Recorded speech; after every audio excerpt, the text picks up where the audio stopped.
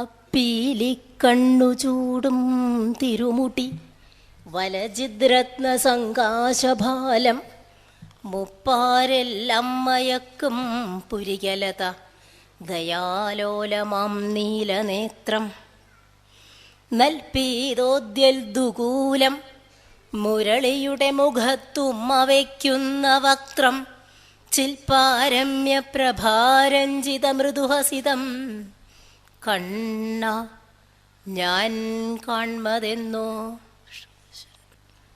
ഈ പവിത്രമായ ഭാഗവത തത്വ സമീക്ഷാ സത്രത്തിന് എത്തിച്ചേർന്നിട്ടുള്ള എല്ലാ സജ്ജനങ്ങൾക്കും, ഇവിടെ എത്തിച്ചേരാൻ സാധിക്കാത്ത സമീപവാസികളായ ഹിന്ദു സജ്ജനങ്ങൾക്കും എൻ്റെ വിനീതമായ നമസ്കാരം. ഒരുപാട് ഭാഗവത സത്രങ്ങൾ കേരളത്തിൽ അങ്ങോളം ഇങ്ങോളം നടക്കുന്നുണ്ട്. പക്ഷേ ഈ സത്രത്തിൻ്റെ പ്രത്യേകത, ഇത് വെറും ഭാഗവത സത്രമല്ല, ഭാഗവത തത്വ സമീക്ഷാ സത്രമാണ് എന്നതാണ്. വേദങ്ങളിലും ഉപനിഷത്തുകളിലും പുരാണങ്ങളിലുമായി ഒട്ടനവധി സന്ദേശങ്ങൾ, തത്വങ്ങൾ അഥവാ സൂക്തങ്ങൾ പരന്നു കിടപ്പുണ്ട്.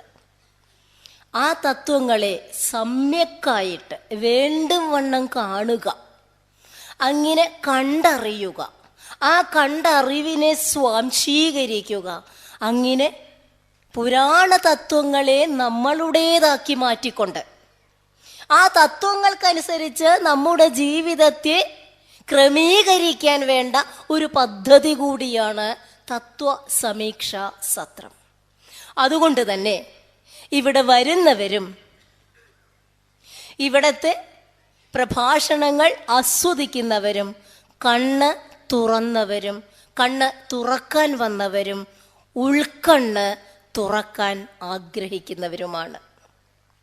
അങ്ങനെ കണ്ണു തുറന്ന ഈശ്വരീയമായ ചിന്തകളിലേക്ക് പ്രവേശിച്ചുകൊണ്ട് സ്വയം ശുദ്ധീകരണത്തിന് വേദിയൊരുക്കുകയാണ് ഇത്തരം സത്രങ്ങൾ ചെയ്യുന്നത്. പ്രഭാഷണ പരമ്പരകൾ ഇവിടെ നടക്കുന്നുണ്ട്. ഭാഗവതത്തിലെ ഓരോ ഭാഗങ്ങളെ ആശ്രയിച്ചുകൊണ്ടുള്ള വസ്തുതാ വിചാരങ്ങൾ ഇവിടെ നടക്കുന്നുണ്ട്. ആശ്രമധർമ്മങ്ങളെ കേന്ദ്രീകരിച്ചുകൊണ്ട് സപ്തമസ്കന്ധത്തിലെ ഏതാണ്ട് 4 അധ്യായങ്ങളാണ് എനിക്ക് നിർദ്ദേശിച്ചിട്ടുള്ളത്. ഇത് ആശ്രമധർമ്മങ്ങളാണ്. 11ാമത്തെ അധ്യായത്തിൽ വർണ്ണധർമ്മവും 12 മുതൽ 15 വരെ ആശ്രമധർമ്മവുമാണ് ഭാഗവതത്തിലെ സപ്തമസ്കന്ധം കൈകാര്യം ചെയ്യുന്നത്. ഈ ധർമ്മം, ആശ്രമധർമ്മം എന്ന പേരിൽ നമ്മൾ അതിലേക്ക് കടക്കുമ്പോൾ ആദ്യം ശ്രദ്ധിക്കേണ്ട ഒരു വാക്കുണ്ട്, അതാണ് ധർമ്മം. കാരണം ഭാരതത്തിൻ്റെ മുഖമുദ്രയാണ് ധർമ്മം, അഥവാ ഭാരതത്തിൻ്റെ മുദ്രാവാക്യമാണ് ധർമ്മം. ഭാരത സംസ്കാരം 4 ഭദ്രവും ശക്തവുമായ തൂണുകളിൽ കെട്ടിയുണ്ടാക്കിയ ഒരു സൗധമാണ് എന്ന് പറയാം. ഈ 4 ഘടകങ്ങൾ, അടിസ്ഥാന ഘടകങ്ങളാണ് ധർമ്മം, അർത്ഥം, കാമം, മോക്ഷം. ഈ 4 ഘടകങ്ങളെ ആധാരമാക്കിയാണ് ഭാരതീയ ജീവിത രീതി ചിട്ടപ്പെടുത്തിയിട്ടുള്ളത്. ആ ജീവിത രീതി ധർമ്മത്തിലൂന്നിക്കൊണ്ട് അർത്ഥകാമങ്ങളെ ആവശ്യത്തിന് ആശ്രയിച്ചുകൊണ്ട് മോക്ഷം എന്ന പരമപദത്തെ ലക്ഷ്യമാക്കി മുന്നേറുന്നു. മറ്റൊരു തരത്തിൽ പറഞ്ഞാൽ ഭൗതികവും ആധ്യാത്മികവുമായ സമന്വയത്തിലൂടെ വ്യക്തിയെ പൂർണ്ണതയിലേക്ക് നയിക്കുകയാണ് ഭാരതീയ സംസ്കാരത്തിൻ്റെ ദർശനം. പൂർണ്ണത്തെ പുണർന്ന് പൂർണ്ണ കാമനാകുന്ന പ്രക്രിയ, നരനിൽ നിന്ന് നാരായണനാകുന്ന പ്രക്രിയ, അതിന് ഏറ്റവും വേണ്ട അവശ്യ ഘടകമാണ് ധർമ്മം. ധർമ്മത്തിലൂന്നിക്കൊണ്ടാണ് ഭാരതം ഒരു ജീവിത രീതി രൂപപ്പെടുത്തിയിട്ടുള്ളത്. നമ്മുടെ പൂർവ്വസൂരികളായ ഋഷിമാർ രൂപകൽപ്പന ചെയ്ത ജീവിത രീതി. ഋഷി ഋക്കിനെ കാണുന്നവനാണ്, ഋക്ക് സത്യമാണ്. അപ്പോൾ നേരറിവുള്ളവരാണ്, നേരിനെ നേരായി കണ്ടറിഞ്ഞവര്, അതിനെ സ്വാംശീകരിച്ചവരാണ് ഋഷിമാര്. അവർ തന്ന നിർദ്ദേശ പദ്ധതികളാണ് ധർമാർത്ഥ കാമമോക്ഷങ്ങൾ. ധർമ്മം നമ്മൾ ധാരയതേ ഇതി ധർമ്മ. നമ്മൾ എന്താണോ ആചരിക്കുന്നത്, എന്താണോ ആചരിക്കേണ്ടത്, അതിൻ്റെ ആകത്തുകയാണ് ധർമ്മം. അങ്ങനെ ആചരിക്കുമ്പോൾ നല്ലതും ചീത്തയും ഉണ്ടായിരിക്കും. അവിടെ ചീത്തയെ തള്ളി നന്മയെ ഉൾക്കൊള്ളുന്ന ഒരു പ്രക്രിയ അവിടെ വരുന്നുണ്ട്. നാരായണ ഗുരുവിന്റെ ഭാഷയിലൊക്കെ പറഞ്ഞാൽ അവനവൻ ആത്മസുഖത്തിനാചരിക്കുന്നവ അപരന് സുഖത്തിനായി വരേണം. ചുരുക്കി പറഞ്ഞാൽ മൂല്യം എന്ന ഒരു വാക്കിനെ നമുക്ക് ധർമ്മത്തോട് ചേർത്ത് വെക്കാം. മൂല്യങ്ങൾ എന്താണ്? മൂല്യം മൂലം എന്ന വാക്കിൽ നിന്നാണ് മൂല്യം. മൂലം വേര്. നമ്മുടെ ജീവിതത്തിൽ വേരുറയ്ക്കേണ്ട എന്തൊക്കെ നന്മകളുണ്ടോ ആ നന്മകളുടെ ആകത്തുകയാണ് മൂല്യങ്ങൾ. സത്യം, ധർമ്മം, ദയ, ശൗചിതം എന്ന് തുടങ്ങി ഒരുപാട് 21 32 ഒക്കെ ഭാഗവതത്തിൽ തന്നെ പല സ്ഥലത്ത് അത് പറഞ്ഞിട്ടുണ്ട്. അവശ്യം വേണ്ട ഗുണങ്ങൾ: സത്യം, സ്നേഹം, ധർമ്മം, ദയ, സേവന മനസ്ഥിതി, സഹാനുഭൂതി തുടങ്ങി എളുപ്പത്തിൽ പറയാവുന്ന കുറച്ചെണ്ണം നമുക്ക് പറയാം. ഈ മൂല്യങ്ങളുടെ ആകത്തുക സ്വന്തം ജീവിതത്തിലെ ധർമാചരണമാക്കി മാറ്റുമ്പോഴാണ് ധാർമ്മികമായി നമ്മൾ ജീവിക്കുന്നത്. ഇത് വേണമെങ്കിൽ ജീവിതത്തിൻ്റെ ആദ്യത്തെ ഘട്ടം മുതലേ അതിനുള്ള പരിശീലന പ്രക്രിയ ഉണ്ടായിരിക്കണം. കൂട്ടത്തിലൊന്ന് പറയട്ടെ, ധർമ്മം എന്ന വാക്ക് നമ്മൾ പറഞ്ഞു. ഗോവ് എന്ന വാക്കിന് സംസ്കൃതത്തിലെ പശു എന്നുള്ളതിന് അപ്പുറത്ത് ധർമ്മം എന്ന മഹത്തായ ഒരർത്ഥമുണ്ട്. ആ ധർമ്മം ഗോവാണെങ്കിൽ ധർമ്മത്തിൻ്റെ കുലമാണ് ഗോകുലം. ധർമ്മ സംസ്ഥാപനത്തിന് വേണ്ടി അവതരിച്ച ശ്രീകൃഷ്ണൻ തൻ്റെ ബാല്യകാലം ചെലവഴിച്ചത് ഗോകുലത്തിലാണ്. എന്തിനു വേണ്ടിയാ? അദ്ദേഹത്തിന് മധുരയിൽ ജീവിക്കാമായിരുന്നില്ലേ? മറ്റെവിടെയെങ്കിലും ജീവിക്കാമായിരുന്നില്ലേ? എന്തേ അദ്ദേഹം ഗോകുലം തിരഞ്ഞെടുത്തത്? കാരണം അത് ധർമ്മത്തിൻ്റെ ആസ്ഥാനമാണ്. ആ ഗോകുലത്തിൽ ജീവിച്ച് വളരുമ്പോഴേ ബാലനായ ശ്രീകൃഷ്ണൻ ധർമ്മത്തിലൂടെ വളർത്തപ്പെടുന്നുള്ളൂ. ധർമ്മം സ്ഥാപിക്കുന്ന ശ്രീകൃഷ്ണ അവതാരമായി അദ്ദേഹം മാറണമെങ്കിൽ ബാല്യത്തിലെ ധർമ്മം മനസ്സിലാക്കണം. അതിന് ധാർമ്മികമായ ജീവിതവൃത്തിയുള്ള ഒരു പശ്ചാത്തലം വേണം. ധാർമ്മികത ആചരിക്കുന്ന ഒരുപാട് ആളുകളുടെ ഇടയിൽ വളരണം. അതുകൊണ്ടാണ് അദ്ദേഹം ഗോകുലത്തിൽ അഥവാ ധർമ്മത്തിന്റെ കുലത്തിൽ തന്നെ തൻ്റെ ബാല്യകാലം ചെലവഴിക്കാൻ ഉദ്ദേശിച്ചത്. അപ്പൊ ധർമ്മം ആചരിക്കണമെങ്കിൽ ധർമ്മത്തിൻ്റെതായ ഒരു പശ്ചാത്തലം നമുക്ക് വേണം. ഗോവർദ്ധനോദ്ധാരണം അദ്ദേഹം നടത്തി. ഞാൻ വിഷയത്തിൽ നിന്ന് മാറുകയല്ല. ഗോവർദ്ധനോദ്ധാരണം അദ്ദേഹം നടത്തി. ഗോവർദ്ധനം എന്താണ്? ഗോവ് ധർമ്മമാണെങ്കിൽ ഗോവർദ്ധനം വർദ്ധിച്ചുകൊണ്ടിരിക്കുന്ന ധർമ്മമാണ്. അമ്പാടിയിലെ ജനങ്ങള് വളരെ നല്ല പ്രവൃത്തിയിലൂടെ, പ്രവൃത്തി മൂലം ശ്രീ എന്ന് പറയും, നല്ല പ്രവൃത്തിയിലൂടെ, മൂല്യാധിഷ്ഠിതമായ ജീവിത അനുസന്ധാനത്തിലൂടെ അവരുടെ കർമ്മകാണ്ഡം മുന്നേറ്റിക്കൊണ്ടിരുന്നപ്പോഴ് അവർ ചെയ്ത ധർമ്മം ഗോവ് അത് പർവ്വതാകാരമായി വലുതായിട്ട് അവരുടെ ആപത്തിൽ അവരെ തുണയ്ക്കാൻ സംഗതിയാവുന്നു.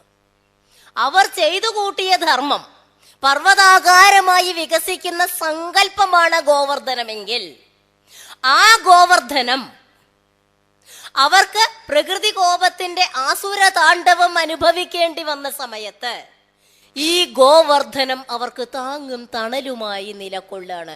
ധർമ്മോ രക്ഷതി രക്ഷിത. ധർമ്മത്തെ നമ്മൾ രക്ഷിച്ചാൽ ധർമ്മം നമ്മളെ തിരിച്ചും രക്ഷിക്കുന്നു. ഒരു പരസ്പര ആശ്രിതത്വം അവിടെ വരുന്നുണ്ട്, ഒരു പരസ്പര പൂരകത.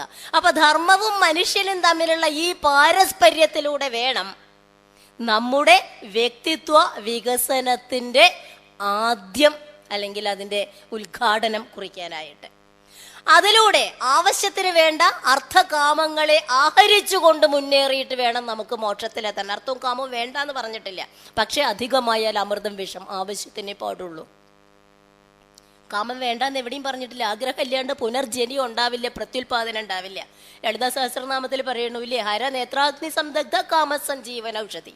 ശിവന്റെ 3-ാം തൃക്കണ്ണുകൊണ്ട് ചാമ്പലായ കാമദേവനെ ജന്മം കൊടുപ്പിച്ചവളാണ് ഭഗവതി. കാരണം കാമമില്ലാതെ, കാമദേവനില്ലാതെ പ്രപഞ്ചത്തിന്റെ നൈരന്തര്യം ഉണ്ടാവില്ല. സന്തതി എന്നെന്ന് നിലനിൽക്കുന്നതാണ് സന്തതം, സന്തതി. മക്കൾ വേണമെങ്കിൽ കാമം വേണം, വേണ്ടെന്ന് പറഞ്ഞിട്ടില്ല, പക്ഷെ ആവശ്യത്തിന് വേണം. അപ്പോ ധർമാർത്ഥ കാമ മോക്ഷങ്ങളെ ഭംഗിയായി ജീവിതത്തിൽ പകർത്തിക്കൊണ്ട് ആവശ്യത്തിന് ആവശ്യമുള്ളവയെ മാത്രം ഉപയോഗിച്ചുകൊണ്ട് ജീവിക്കുകയും മോക്ഷം എന്ന് പറയുന്ന ഈശ്വര സമക്ഷത്തിലേക്ക് ചേക്കേറാനുള്ള ഒരു മാർഗം തുറക്കുകയും ചെയ്യുകയാണ് ഭാരതീയന്റെ അടിസ്ഥാനപരമായ ധർമ്മം. അവിടെ കർമ്മം, നമ്മുടെ കർമ്മം ഈശ്വരാർപ്പണമാകുന്നു, സമർപ്പണമാകുന്നു. നിഷ്കാമ കർമ്മത്തിന്റെ പാത തുറന്നുകൊണ്ട് ആസക്തിയിൽ നിന്ന് അനാസക്തിയിലേക്ക്, ഭോഗാസക്തിയിൽ നിന്ന് ത്യാഗാസക്തിയിലേക്ക് നമ്മുടെ ജീവിതത്തിന് വഴി വെച്ചു കൊടുക്കലാണ് നമ്മുടെ ധർമ്മം. ഈ തരത്തിലുള്ള ഒരു സാംസ്കാരിക അവബോധവും ധർമാവബോധവും ജ്ഞാനാവബോധവും ഉണ്ടാകണമെങ്കിൽ അതിനനുസരിച്ചുള്ള ഒരു പാഠ്യപദ്ധതി അല്ലെങ്കിൽ ഒരു പരിശീലന പദ്ധതി സാധാരണക്കാരന് അത്യാവശ്യമാണ്. അങ്ങനെയുള്ള ഒരു പരിശീലന കളരിയാണ് യഥാർത്ഥത്തിൽ നമ്മുടെ ആശ്രമധർമ്മങ്ങൾ. ബാല്യം മുതല്, വിദ്യാഭ്യാസ കാലം മുതൽക്ക് ഗൃഹസ്ഥനിലൂടെ എല്ലാം അനുഭവിച്ചറിഞ്ഞ സർവധർമ്മങ്ങളെയും പരിത്യജിച്ചുകൊണ്ട് പ്രകൃതിയുമായി ചേർന്ന് ഇടപഴകി ജീവിച്ച് അവസാനം ആനന്ദമയമായ ഈശ്വരനിലേക്ക് കുടിയേറുന്ന ഒരവസ്ഥ.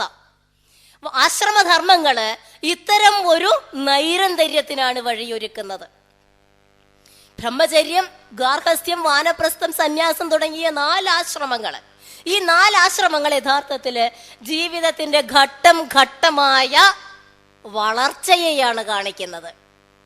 അസ്ഥിജായതേ വർദ്ധതേ പരിണമതേ പരീക്ഷീയതേ എന്ന് പറയുന്നതിൽ ആദ്യത്തെ 2 ഘട്ടം മാറ്റിയാൽ വർദ്ധതേ മോദതേ പരിണമതേ പരീക്ഷീയതേ എന്ന് പറയുന്ന വിദ്യാഭ്യാസ കാലം മുതൽക്കുള്ള മനുഷ്യന്റെ സർവതോമുഖമായ വളർച്ച.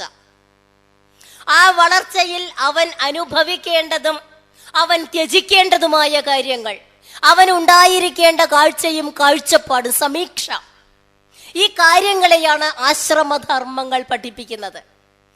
അങ്ങനെ ഒരു പരിശീലന കളരി ഉണ്ടായിക്കഴിഞ്ഞാൽ നമുക്കറിയാം, കോളേജിലോ സ്കൂളിലോ ഒക്കെ ഇപ്പൊ ഡിഗ്രിക്ക് എത്ര പേര് പഠിക്കുന്നുണ്ടല്ലേ? എത്ര പേരൊക്കെ ഫസ്റ്റ് ക്ലാസ്സും ഹൈ മാർക്കും ഒക്കെ നേടിയിട്ട് പാസ്സാവണത്?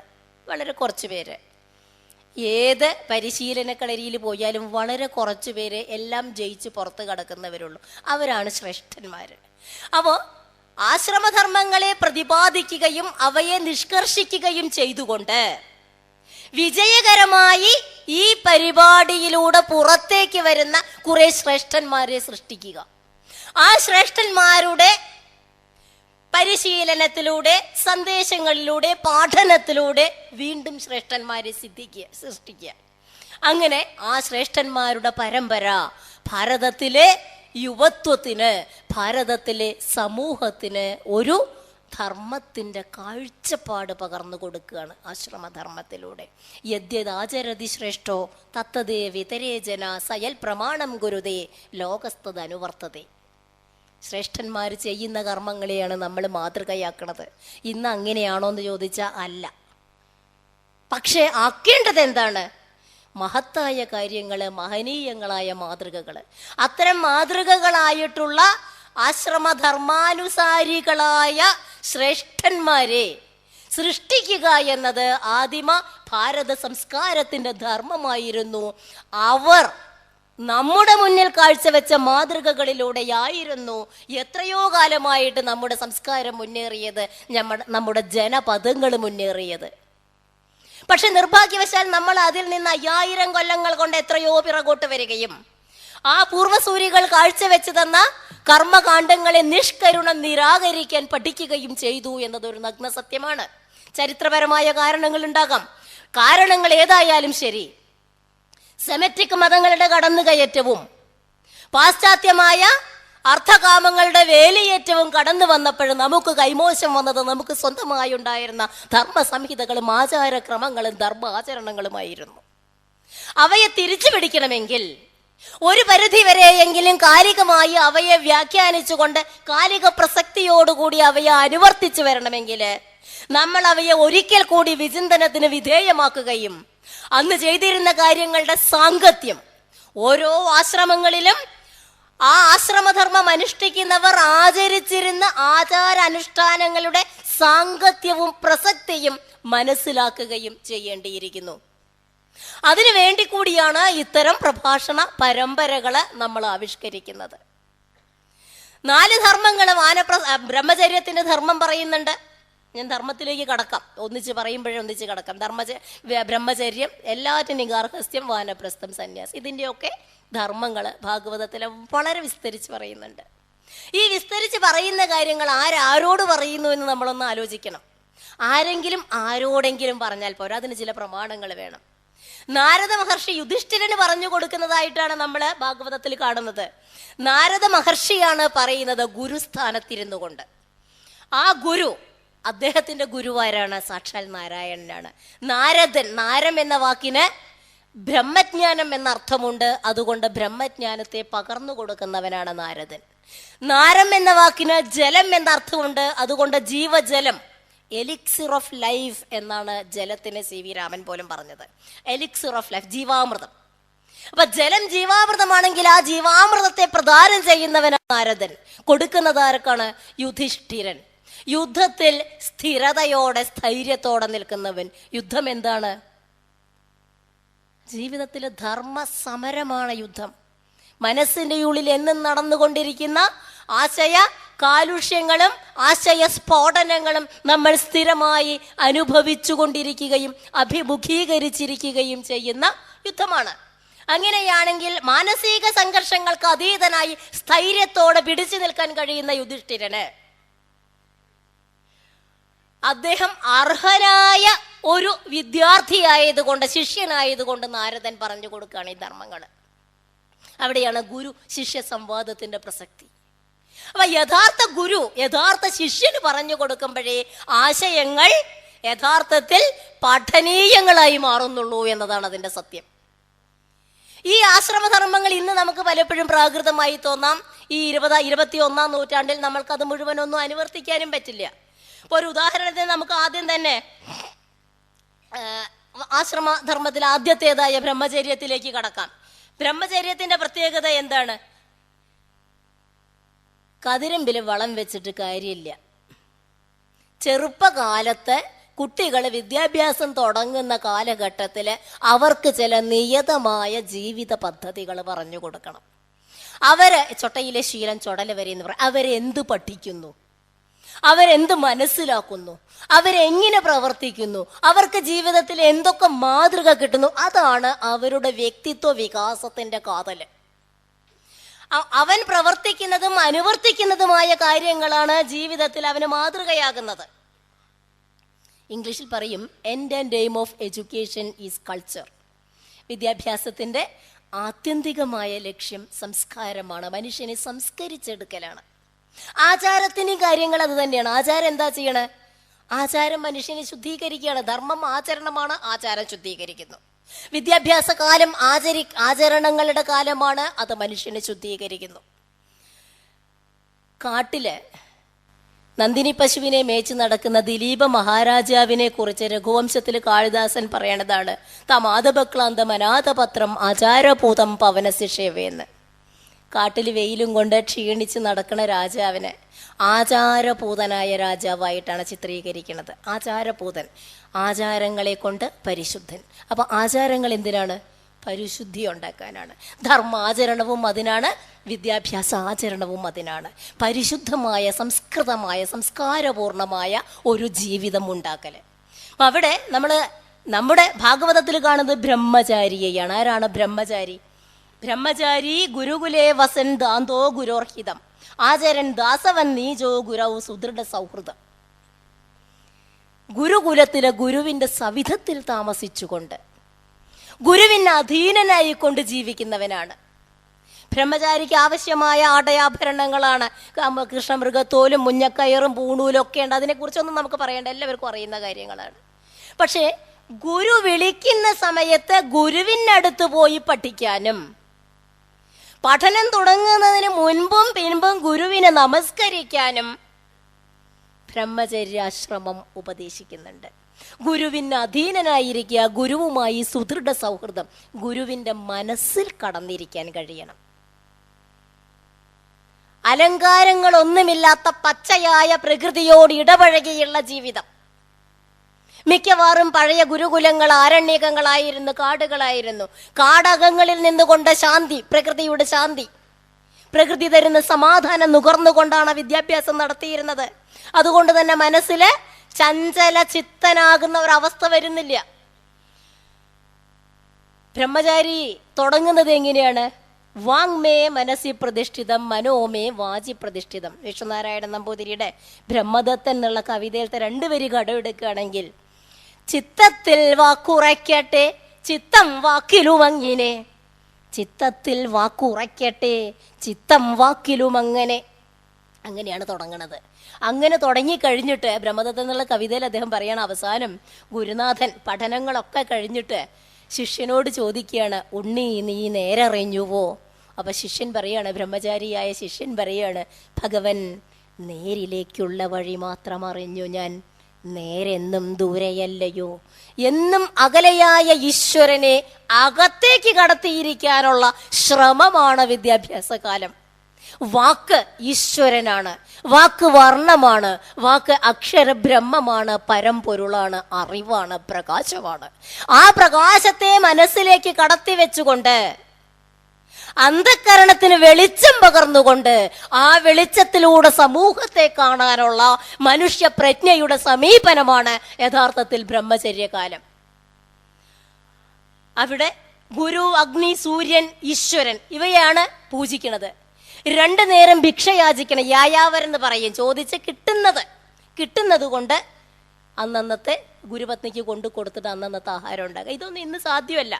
പക്ഷെ എന്തുകൊണ്ടാണ് ഇതൊക്കെ അന്ന് വെച്ചതെന്ന് നമ്മൾ ആലോചിക്കണം. ഇന്ന് നമ്മൾ കമ്പ്യൂട്ടർ, ഇൻ്റർനെറ്റ് കണക്ഷൻ, 2000 രൂപയുടെ ഡ്രസ്സ്, മൊബൈല്, മോട്ടോർ സൈക്കിള്, ഇതൊക്കെ വെച്ചിട്ടാണ് നമ്മുടെ കുട്ടികളെ സ്കൂളിലേക്ക് വിടുന്നത് അല്ലേ? അവരെന്താ അവിടെ ചെയ്യണമെന്ന് പോലും നമ്മൾ ആലോചിക്കാറില്ല. പക്ഷേ പണ്ടത്തെ കുട്ടി ലളിത ജീവിതത്തിലാണ് വളർന്നിരുന്നത്. ജീവിതത്തിന്റെ സമ്പത്ത്, ജീവിതത്തിന്റെ ലാളിത്യമാണ് ഉയർന്ന ചിന്തയും എളിയ ജീവിതവും. ഇത് മനസ്സിലാക്കാൻ വേണ്ട പശ്ചാത്തലമാണ് വിദ്യാഭ്യാസ കാലത്ത് അവന് കിട്ടിയിരുന്നത്. 2 നേരം ഭിക്ഷ യാചിച്ചുകൊണ്ട് ഗുരു സവിധത്തിൽ ജീവിച്ച് നീചന്മാരെ പോലെ ഗുരു സേവ, ഗുരു ശുശ്രൂഷ ചെയ്യുന്ന ഒരു വിദ്യാർത്ഥിക്ക് ഒരിക്കലും മനസ്സിൽ അഹന്തയുണ്ടാവില്ല. അവൻ രാജകുമാരനായാലും കുബേരപുത്രനായാലും കുചേലനായാലും ഗുരുവിൻ്റെ ആ സമീപത്ത് അവരെല്ലാവരും ഗുരുവിൻ്റെ മക്കളാണ്, എല്ലാവരും ഒരുപോലെയാണ്. ആ ഒരു ഏകത്വം അവിടെ നമുക്ക് കാണാൻ കഴിയുന്നുണ്ട്.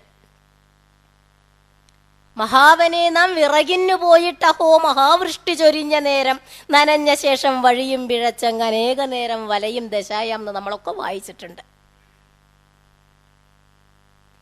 എന്തുകൊണ്ടാണ് കുചേലനും ശ്രീകൃഷ്ണനും തമ്മിൽ ഒരു വ്യത്യാസം ഇല്ലാതിരുന്നത്? ഗുരുകുലത്തിന്റെ സമീപനത്തിന്റെ ആ പ്രത്യേകത, ആ ഒരു മനസ്സ്. നമ്മൾ ഇന്ന് സോഷ്യലിസം, ഈക്വാളിറ്റി എന്നൊക്കെ പറഞ്ഞ് വെള്ളക്കൊടിയിൽ ചുവന്ന നക്ഷത്രം ഉണ്ടാക്കി കൊടി പിടിച്ചാലൊന്നും കിട്ടുന്ന ഒരു സാധനമല്ല ഈക്വാളിറ്റി, സോഷ്യലിസം, സമത്വം എന്നൊക്കെ പറയുന്നത് മനസ്സിന്റെ ഭാവമാണ്. അത് മനസ്സിൽ തോന്നേണ്ട ഭാവമാണ്. അപ്പൊ മനസ്സിൽ മുളയിലേ അത് കുത്തിവെച്ചു കൊടുക്കുകയാണ്. എല്ലാ കുട്ടികളും ഒരുപോലെയാണ്, എല്ലാ കുട്ടികളും ഒരുപോലെ ഗുരുവിന്റെ മക്കളായിട്ട് പഠിക്കണം. ഭിക്ഷ എടുക്കുമ്പോൾ അഹന്തയാണ് പോണത്, അഹങ്കാരമാണ് മനസ്സിൽ നിന്ന് ദൂരീകരിക്കപ്പെടുന്നത്. മാത്രമല്ല, ഈ ഭിക്ഷയെടുത്ത് ജീവിക്കുന്ന ബ്രഹ്മചാരിയാണ് പിൽക്കാലത്ത് ഗാർഹസ്ഥ്യത്തിലേക്ക് കടക്കുമ്പോൾ ധനവും സമ്പത്തും ക്രയവിക്രയം ചെയ്യുന്ന വീട്ടുടമസ്ഥനോ ഗൃഹസ്ഥനോ ആകുന്നത്. താൻ യാചിച്ച് മേടിച്ച ഭിക്ഷയുടെ പാഠം അവന്റെ മനസ്സിലുണ്ടാകുമ്പോൾ അവൻ ഭിക്ഷ കൊടുക്കാൻ പര്യാപ്തനാവുകയാണ്. ഒരു ഗിവ് ആൻഡ് ടേക്ക് സമീപനം, കൊള്ളക്കൊടുക്കുക. അപ്പൊ മനുഷ്യന്റെ മനസ്സിൽ ധർമാചരണത്തിന്റെ ഭാഗമായി ഭിക്ഷ ചോദിക്കാൻ മടിയില്ലായ്മ, ആ മടിയില്ലായ്മയിൽ നിന്നുണ്ടാകുന്ന അഹങ്കാരത്തിന്റെ ഇല്ലായ്മ, ആ അഹങ്കാര നിരാസത്തിലൂടെ മറ്റുള്ളവർക്ക് ഭിക്ഷ കൊടുക്കാൻ പിൽക്കാലത്ത് അവനെ പര്യാപ്തനാക്കുന്ന ഒരു ചോദന, ഇതൊക്കെ നമ്മൾ ഈ ബ്രഹ്മചര്യത്തിന്റെ കാലത്ത് നമുക്ക് കിട്ടുന്നുണ്ട്. അപ്പൊ ഭഗവാൻ അല്ലെങ്കിൽ ഈശ്വരൻ എന്ന ആ അപരിമേയമായ അറിവിലേക്കുള്ള യാത്രയായി ജീവിതത്തെ തിരിച്ചുവിടുകയും കൊണ്ടുപോകില്ല ചോരന്മാർ കൊടുക്കും തോറും ഏറിടും മേന്മ നൽകും മരിച്ചാലും വിദ്യ തന്നെ മഹാധനം എന്ന ഒരു പാഠം ഉണ്ടാക്കുകയും ചെയ്യുകയാണ്. സർവശാസ്ത്രങ്ങളും അവൻ അഭ്യസിക്കുകയാണ്. അതിലെല്ലാ തരത്തിലുള്ള പാഠങ്ങളുമുണ്ട്. സർവ്വജീവജാലങ്ങളെ കുറിച്ചുള്ള പാഠങ്ങൾ അവൻ പഠിക്കുന്നുണ്ട്. ആകാശത്തുള്ള നക്ഷത്രങ്ങളെ കുറിച്ച് പഠിക്കുന്നുണ്ട്. ഭൂമിയിലുള്ള ചരാചരങ്ങളെ കുറിച്ച് പഠിക്കുന്നുണ്ട്. ഔഷധങ്ങളെ കുറിച്ച് പഠിക്കുന്നുണ്ട്. ജ്യോതിഷത്തെക്കുറിച്ച്, ഗണിതത്തെക്കുറിച്ച് എല്ലാ ശാസ്ത്രങ്ങളും ബ്രഹ്മചാരി അഭ്യസിക്കും. ഹോളിസ്റ്റിക് എഡ്യൂക്കേഷൻ, സമഗ്രമായ വിദ്യാഭ്യാസ പദ്ധതി ഇന്ന് നമുക്കില്ലാതെ പോയത് അതാണ്. ഇന്ന് കമ്പാർട്ട്മെന്റൽ എഡ്യൂക്കേഷനാണ്. ഒരു കണ്ണിന്റെ ഡോക്ടർ ഇനി ഒരു പക്ഷേ വലത്തെ കണ്ണ് മാത്രം ഓപ്പറേറ്റ് ചെയ്യുന്നവനായിരിക്കും. ഒരു എല്ലിന്റെ ഡോക്ടർ ഒരു പക്ഷേ കാലിന്റെ മുട്ട് മാത്രം ശസ്ത്രക്രിയ ചെയ്യുന്ന ഡോക്ടറായിട്ട് മാറുകയാണ്. അവർ ബാക്കിയുള്ളതൊന്നും ബാധകമല്ല. കമ്പാർട്ട്മെന്റലായിട്ടാണ് നമ്മൾ പഠിക്കുന്നത്. ബോട്ടണി പഠിക്കുന്നവൻ കെമിസ്ട്രി പഠിക്കാതിരിക്കുകയും കെമിസ്ട്രി പഠിക്കുന്നവൻ ബയോളജി പഠിക്കാതിരിക്കുകയും കണക്ക് പഠിക്കുന്നവന് സാമൂഹ്യ ചരിത്രം അന്യമായി തീരുകയും ചെയ്യുന്ന ഒരു സമീപനമാണ് ഇന്ന് വിദ്യാഭ്യാസ പദ്ധതിയിലുള്ളത്. നമ്മൾ ഇന്നൊക്കെ അടിപൊളിയാണ് അല്ലേ? അധ്യാപകരും അതെ. ഇന്ന് പഴയ ഗുരു എങ്ങനെയാ? ശിഷ്യന്മാരുടെ എല്ലാ കാര്യവും മനസ്സിലാക്കിയിട്ട് ശിഷ്യനെ ഗുരുവിന് അധീനനാക്കുകയാണ്. തൻ്റെ മനസ്സിലാണ് ശിഷ്യനെ വെക്കുന്നത്. ഗുരു ശിഷ്യന് അധീനമായി കഴിഞ്ഞാൽ എന്താ ഗുണം? ഗുരുവിൻ്റെ ഏത് ഫ്രീക്വൻസി അല്ലേ, റേഡിയോയിൽ നമ്മൾ എടുക്കില്ലേ, ഏത് ഫ്രീക്വൻസിയിലാ ട്യൂൺ ചെയ്ത് വെച്ചാൽ റേഡിയോ നിലയത്തിൽ നിന്ന് വരുന്ന സാധനം നമുക്ക് ഇവിടെ ഇരുന്ന് കേൾക്കാം. അതുപോലെ ഗുരുവിൻ്റെ മനസ്സിൻ്റെ ചിന്തകളെ ഏത് ഫ്രീക്വൻസിയിലാണെന്ന് തിരിച്ചറിഞ്ഞിട്ട് ആ ഫ്രീക്വൻസിയിൽ വെച്ചിട്ട് ഗുരുവിൻ്റെ മനസ്സ്, ഗുരുവിൻ്റെ ചിന്താതരംഗങ്ങൾ പിടിച്ചെടുക്കാൻ പറ്റണവനാണ് അന്നത്തെ ശിഷ്യൻ. അതാണ് സുദൃഢ സൗഹൃദം ഗുരുവുമായിട്ടുള്ളത്. ഇന്ന് നമ്മൾ ഗുരു നിന്ദയുടെ കാലത്താണ് ജീവിക്കുന്നത്. ഗുരു ആരാണ് ഇന്ന്? അധ്യാപകൻ. ഞാനും അധ്യാപികയാണ്. സേവന വേതന വ്യവസ്ഥയെ കുറിച്ച് കണക്ക് പറയുന്നവൻ. പണ്ട് ശങ്കരാചാര്യരെ കുറിച്ച് സ്തുതിക്കുന്ന ഒരു ശ്ലോകത്തിലുണ്ട്, ഗുരവോ ബഹവസന്തി ശിഷ്യ വിത്താപഹാരിണ തമേകം ശങ്കരം വന്ദേ ശിഷ്യ സന്താപഹാരിണെന്ന്. ഗുരുക്കന്മാർ ഒരുപാട് പേരുണ്ട്. ശിഷ്യന്മാരുടെ പൈസ ദക്ഷിണ അപഹരിക്കുന്നവര്. ഒരേ ഒരു ശങ്കരനെ ഉണ്ടായിരുന്നുള്ളൂ, ശിഷ്യന്റെ സന്താപം അകറ്റുന്നവൻ. അപ്പോൾ ഗുരു ആരായിരുന്നു ഗുരുകുലത്തില്? ശിഷ്യന്റെ സന്താപത്തെ, ദുഃഖത്തെ ദൂരീകരിക്കുന്നവൻ. ത്രിവിധ ദുഃഖങ്ങളുണ്ട്. ആ ദുഃഖങ്ങളെ, ശാശ്വതം ഒന്നേ ദുഃഖം എന്നൊക്കെ നമ്മുടെ മലയാളം കവികൾ പാടിയിട്ടുണ്ട്. ആ ദുഃഖത്തിൽ നിന്ന്, ദുഃഖം എവിടുന്ന ഉണ്ടാകുന്നത്? അജ്ഞതയിൽ നിന്ന്, അറിവില്ലായ്മയിൽ നിന്ന്. അപ്പൊ അറിവില്ലായ്മയുടെ സ്ഥാനത്ത് അറിവ് നിറച്ചുകൊണ്ട് ദുഃഖത്തിൽ നിന്ന് സുഖത്തിലേക്ക്, സന്തോഷത്തിലേക്ക്, ശാന്തിയിലേക്ക് ശിഷ്യനെ കൈപിടിച്ച് കയറ്റുവാൻ പര്യാപ്തനായ വ്യക്തിയായിരുന്നു പഴയ ഗുരു. അദ്ദേഹത്തിന് UGC പേ സ്കെയിൽ ഉണ്ടായിരുന്നില്ല. 4 കെട്ട് ഉണ്ടാക്കിയിട്ട് 3 തരം പായസം വെച്ചിട്ട് ഹൗസ് വാമിങ് നടത്തുന്ന ഇന്നത്തെ അധ്യാപകന്റെ സംസ്കാരം അദ്ദേഹത്തിന് ഉണ്ടായിരുന്നില്ല. അവിടെയാണ് നമ്മൾ മനസ്സിലാക്കേണ്ടത്. ലളിതമായ ജീവിതവും ഉയർന്ന ചിന്തയുമുള്ള ഗുരു, അതിനെ കണ്ടു പഠിക്കുന്ന ശിഷ്യൻ. ഇത് നമുക്കിന്ന് ഇല്ലാതെയായി പോവുകയാണ്. നമ്മള് ഇന്ന് വിദ്യാഭ്യാസം കച്ചവടമാക്കി മാറ്റി. ഭാഗവതം പറയണു, ദക്ഷിണാജ്ഞാന സന്ദേശ, നമുക്ക് കിട്ടുന്ന അറിവ് മറ്റുള്ളവർക്ക് പകർന്നു കൊടുക്കുന്നതിലൂടെയാണ് ഗുരുവിന് ദക്ഷിണ കൊടുക്കേണ്ടത്. നമ്മൾ ഇന്ന് എന്താ ചെയ്യണത്? കിട്ടുന്ന വിദ്യയെ കച്ചവടമാക്കി പൂജ്യങ്ങൾ ചേർത്തുകൊണ്ട് എത്രത്തോളം പൈസ ഉണ്ടാക്കാൻ സാധിക്കുമെന്ന് മാത്രം നോക്കുന്നവരല്ലേ നമ്മള്. സാമ്പത്തികമായി മാത്രം വിദ്യാധനത്തെ കാണുന്നവരല്ലേ നമ്മള്. അപ്പൊ അത് ഇന്നത്തെ കാലഘട്ടത്തിൽ വെച്ച് ചിന്തിക്കുമ്പോഴാണ് പഴയ വിദ്യാഭ്യാസത്തിന്റെ മഹത്വം. നമ്മൾ തിരിച്ച് അങ്ങോട്ട് പോകാനൊന്നും പറ്റില്ല. പക്ഷേ പഴയ ഗുരുകുലം പോലെ നടക്കുന്ന കുറേ വിദ്യാഭ്യാസ സ്ഥാപനങ്ങൾ, ജിത്തു കൃഷ്ണമൂർത്തിയുടെ അങ്ങനത്തെ കുറേ വിദ്യാഭ്യാസ സ്ഥാപനങ്ങൾ ഇപ്പോഴും ഉണ്ട്. അതിൽ നിന്നൊക്കെ പുറത്തു വരുന്ന കുട്ടികൾക്ക്, നമ്മൾ ഇന്ന് സാധാരണ പുറത്തു വരുന്ന കുട്ടികളെക്കാൾ ഹൃദയ വിശാലതയും സമൂഹ ബോധമുണ്ട്. അത് നമ്മൾ മനസ്സിലാക്കണം. കാരണം അവിടെ ആ മൂല്യങ്ങൾ ആ കുട്ടികൾക്ക് പറഞ്ഞു കൊടുക്കണുണ്ട്. വിദ്യാഭ്യാസ കാലത്ത് ശിഷ്യന്മാരെ കുറിച്ച്, ബ്രഹ്മചാരികളെ കുറിച്ച് പറയണത്, സ്ത്രീ സംഘം പാടില്ല, അധികം ഭക്ഷണം കഴിക്കാൻ പാടില്ല, ഗുരുവിന്റെ പത്നിയാണെങ്കിൽ പോലും അവരുടെ അടുത്ത് അധികം നേരം ഇരുന്ന് ലളിതമായ സംസാരങ്ങള്, വർത്തമാനങ്ങള് പാടില്ല എന്നാണ്. സുശീലോ മിതബുഗ് ദക്ഷ ശ്രദ്ധദാനോ ജിതേന്ദ്രിയ യാവതർത്ഥം വ്യവഹരയിൽ സ്ത്രീഷു സ്ത്രീ നിർജിതേഷു ച. സ്ത്രീകളിലും അധികം താല്പര്യം പാടില്ല, സ്ത്രീകളെയോട് വളരെ താല്പര്യമുള്ള ആൾക്കാരോടും പാടില്ല. കാരണം ചെറുപ്പകാലങ്ങളിലുള്ള ശീലമാണ് നമ്മളെ വളർച്ചയ്ക്ക് വഴിവെക്കുന്നത്. അവിടെ നാടൻ ഭാഷയിൽ പറഞ്ഞാൽ പഞ്ചാരടിക്കണ ഒരു സ്വഭാവം കുട്ടികൾക്ക് ഉണ്ടാവരുത്. ഞങ്ങളുടെ പഴയ ഒരു പ്രിൻസിപ്പാള് മൊകേരി കോളേജിൽ നിന്ന് ട്രാൻസ്ഫർ ആയിട്ട് ഇങ്ങോട്ട് വന്നപ്പോൾ അവർ പറഞ്ഞു, ഞാൻ പോരല് ആ കോളേജിൻ്റെ മുന്നിൽ സിമെൻ്റ് കൊണ്ട് ഒരു ബെഞ്ച് ഉണ്ടാക്കി. ഇന്നലെ ഫോൺ വിളിച്ചപ്പോൾ അവിടുത്തെ ഒരു ടീച്ചർ പറഞ്ഞു, ഇപ്പം ഞങ്ങൾ ആ ബെഞ്ചിനെ പഞ്ചാര ബെഞ്ച് എന്നാണ് പറയാറ് എന്ന്. കാരണം അവിടെ ആൺകുട്ടികളും പെൺകുട്ടികളും കൂടി ഇരുന്നിട്ട് തരളിതം.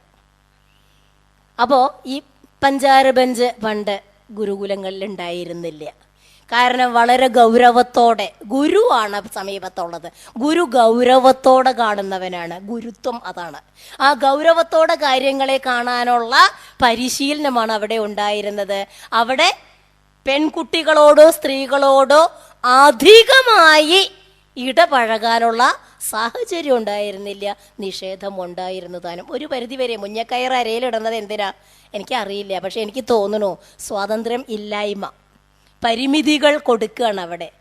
ചില കർശനമായ വ്യവസ്ഥകളിലൂടെ സ്വാതന്ത്ര്യത്തിന് കയറിട്ടുകൊണ്ടാണ് പഴയ ബ്രഹ്മചാരികൾക്ക് ധർമ്മത്തിൻ്റെ പാഠങ്ങളും വിദ്യാഭ്യാസത്തിൻ്റെ പാഠങ്ങളും നൽകിയിരുന്നത്. പണ്ട് ഗുരു എന്ന് പറഞ്ഞാൽ അത്രയും നമ്മൾ വന്ദിക്കുന്നയാളായിരുന്നു. പാഞ്ചാലിയുടെ ഒരു ഭാഗമുണ്ട് ഭാഗവതത്തിൻ്റെ 1-ാം സ്കന്ധത്തിൽ. പാളയത്തിൽ പെട്ടുപോയ, യുദ്ധം കഴിഞ്ഞ് എല്ലാവരും തിരിച്ചു വന്നപ്പോൾ പാളയത്തിൽ പെട്ടുപോയ 5 കുട്ടികൾ, പാണ്ഡവന്മാരുടെ 5 കുട്ടികൾ, ആ കുട്ടികളെ അശ്വത്ഥാമാവ് നിഷ്കരണം കൊല്ലുകയാണ്. അങ്ങനെ കൊന്നപ്പോൾ മൊറവിളി കൂട്ടുന്ന പാഞ്ചാലിയോട് അർജുനൻ പറഞ്ഞു, ഞാൻ അവനെ പിടിച്ചു കൊണ്ടുവരാമെന്ന് പറഞ്ഞ് അശ്വത്ഥാമാവിനെ പിടിച്ചു കൊണ്ടുവന്ന് കെട്ടിയിട്ട് പാഞ്ചാലിയുടെ മുമ്പിലിട്ട് കൊടുക്കുകയാണ്. നമ്മളെന്താ വിചാരിക്കുക, തൻ്റെ 5 മക്കളെ കൊന്നവനാണ് ഈ കിടക്കണത്. പാണ്ഡവന്മാർക്ക് ഓരോരുത്തർക്കും ഓരോ കുട്ടികളെ മരിച്ചിട്ടുള്ളൂ. പാഞ്ചാലിക്ക് 5 കുട്ടികളാണ് മരിച്ചത്, 5 മക്കളാണ് മരിച്ചത്. ആ 5 മക്കളെ കൊന്നത് ഈ അശ്വത്ഥമാവാണ്. ആ അശ്വത്ഥമാവിനെ കെട്ടി പാഞ്ചാലിയുടെ മുന്നിൽ അങ്ങോട്ട് ഇട്ട് കൊടുത്തപ്പോൾ പാഞ്ചാലി എന്താണ് അങ്ങ് ചെയ്യണത് എന്ന് ചോദിച്ച് ദേഷ്യപ്പെടുകയാണ് അർജുനനോട്. എന്നിട്ട് കയറഴിച്ചു വിടും ഇദ്ദേഹത്തിനെ എന്ന് പറഞ്ഞ് അശ്വത്ഥമാവിൻ്റെ മുമ്പിൽ നമസ്കരിക്കുകയാണ്. എന്നിട്ട് അവർ പറയുന്നുണ്ട്, അങ്ങ് എന്താണ് ചെയ്തത് അർജുനനോട് ചോദിക്കുക. നമ്മുടെ ഗുരുനാഥനായ ദ്രോണാചാര്യൻ്റെ മകനല്ലേ? ദ്രോണാചാര്യൻ ഗുരുവാണെങ്കിൽ അദ്ദേഹത്തിൻ്റെ മകനും ഗുരുതുല്യനല്ലേ? ഗുരു നിന്ദ ചെയ്യാൻ പാടോ? ഗുരുവിൻ്റെ പുത്രൻ ഗുരുതുല്യനായവനെയാണോ അങ്ങ് ഈ നിലത്ത് കെട്ടിയിട്ടിരിക്കണത്? വേഗം അഴിച്ചു വിടൂ.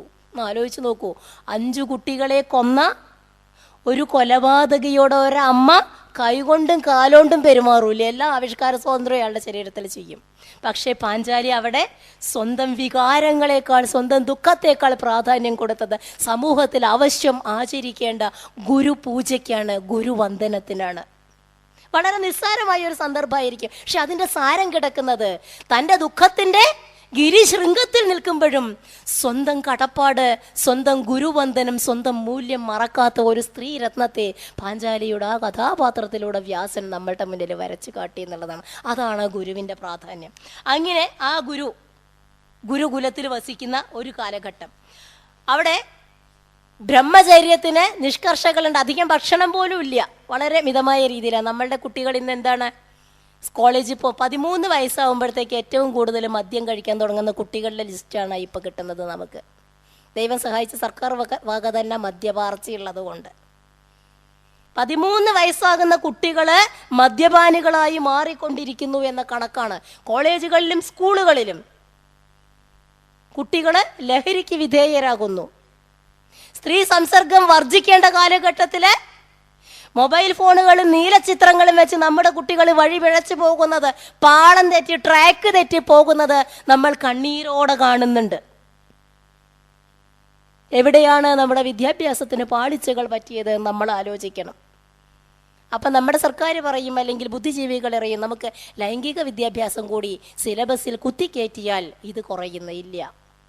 നമ്മൾ കൊടുക്കേണ്ടത് മൂല്യങ്ങളായിരുന്നു. ദൈവം സഹായിച്ചിട്ട് ഭാരതത്തിലെ കിളിപ്പാട്ടിലെയോ രാമായണം കിളിപ്പാട്ടിലെയോ കൃഷ്ണഗാഥയിലെയോ ഒന്നും വരികൾ പോലും നമ്മൾ പുസ്തകത്തിൽ ചേർക്കാൻ അറക്കിയാണ്. ഭാഷാ പഠനമോ മാനവികതയുടെ പഠനമോ മൂല്യബോധങ്ങളെക്കുറിച്ചുള്ള അനുസ്മരണമോ നമ്മുടെ പുസ്തകങ്ങളിലില്ല. മനുഷ്യത്വവും സംസ്കാരവും ഇല്ലായ്മ ചെയ്തുകൊണ്ടിരിക്കുന്ന ഇന്നത്തെ കാലഘട്ടത്തിലാണ് പ്രകൃതിയുമായി ഇടപഴകി മേല് കീഴ് എന്ന ഗുരുപൂജയുടെ വശത്തുകൂടെയുള്ള ആ പഴയ വിദ്യാഭ്യാസ പ്രസ്ഥാനത്തിനെ നമ്മളൊന്ന് പുനർവിചിന്തനം ചെയ്യേണ്ടത്. അപ്പോഴാണ് നമ്മുടെ നഷ്ടം നമുക്ക് മനസ്സിലാക്കുന്നത്. നമുക്ക് എന്തൊക്കെ നഷ്ടപ്പെട്ടു. പൂർണ്ണതയുള്ള സംസ്കാര ശുദ്ധിയുള്ള വ്യക്തിത്വ വികാസമുള്ള ഒരു തലമുറയെ വാർത്തെടുക്കാനുള്ള കഠിനാധ്വാനത്തിന്റെ പണിപ്പുരകളായിരുന്നു പഴയ ഗുരുകുലങ്ങൾ എന്ന് പറഞ്ഞാൽ അതിൽ തെറ്റുണ്ടാകും എന്ന് എനിക്ക് തോന്നുന്നില്ല.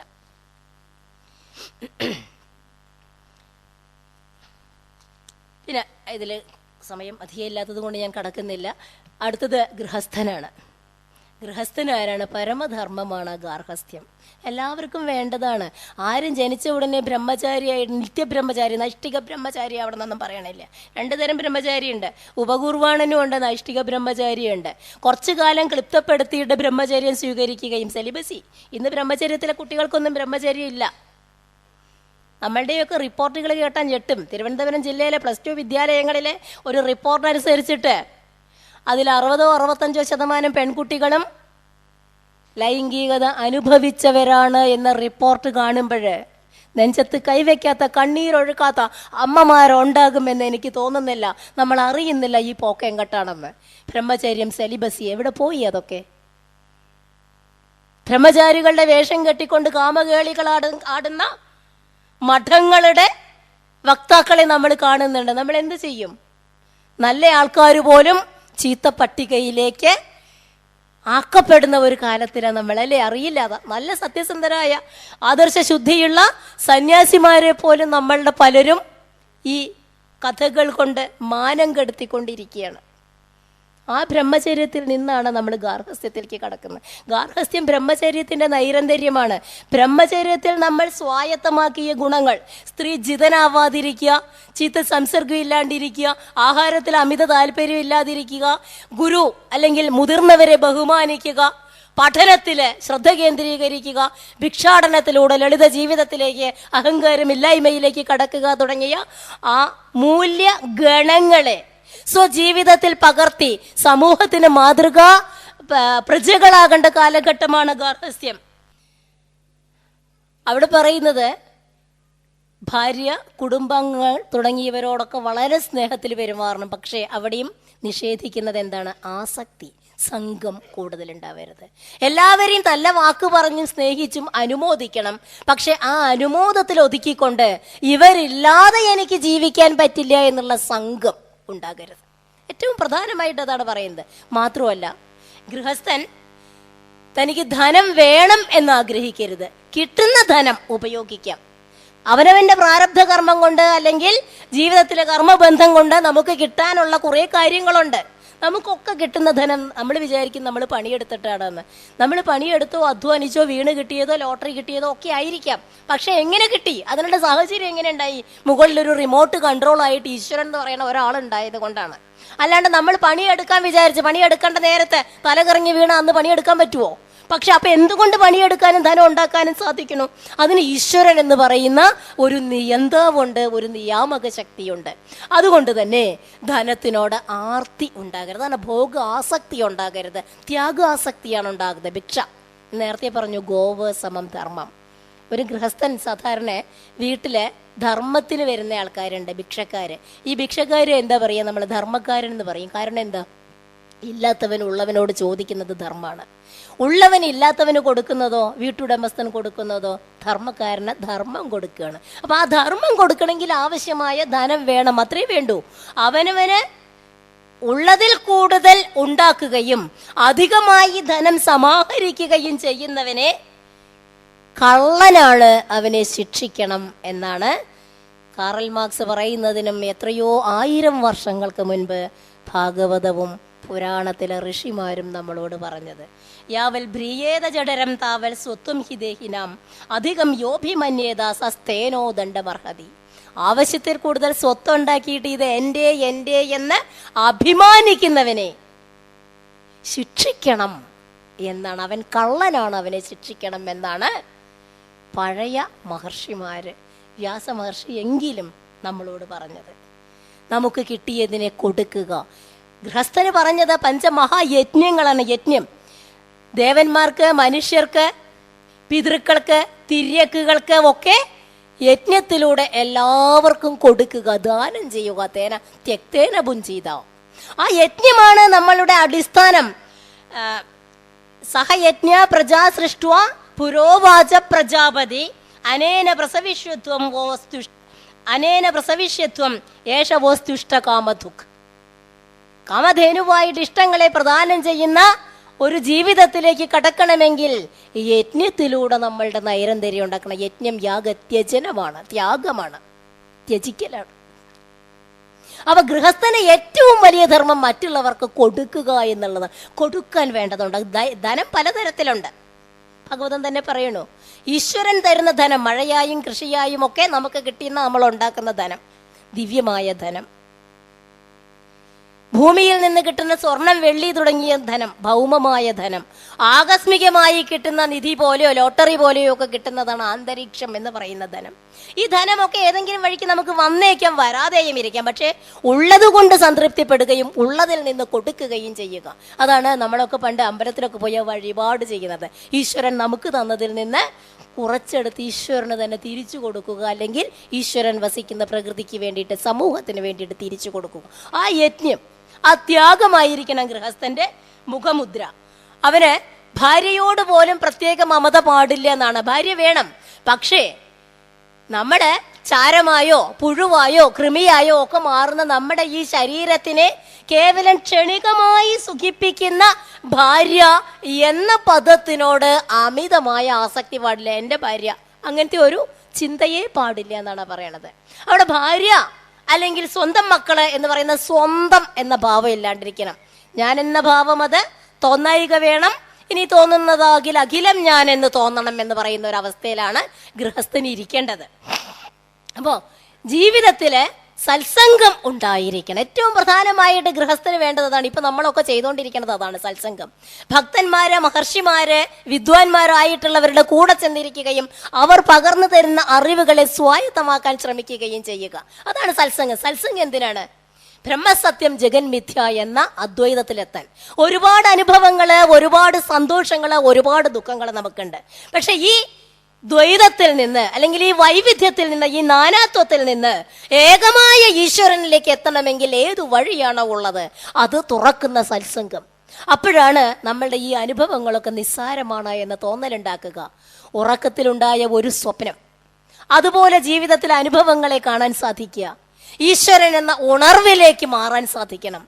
ഈശ്വരനിലേക്ക് ഉണരുകയും ഭൗതിക ജീവിതാനുഭവങ്ങളെ കേവല സ്വപ്നങ്ങളായി നിരാകരിക്കുകയും ചെയ്യാൻ സത്സംഗം സഹായിക്കുന്നു എന്നാണ് വ്യാസമഹർഷി അല്ലെങ്കിൽ നാരദ മഹർഷി പറയണത്.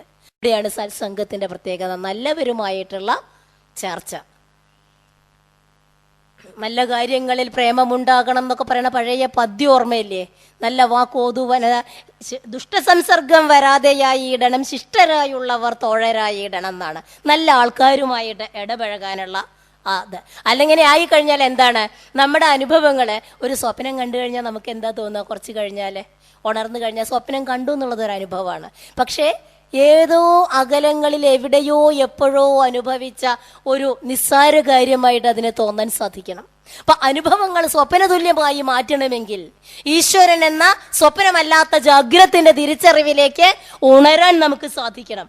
അതിനാണ് ഗൃഹസ്ഥന് സത്സംഗം അല്ലെങ്കിൽ മഹർഷിമാരുമായിട്ടുള്ള ബന്ധം വേണമെന്നൊക്കെ പറയണം.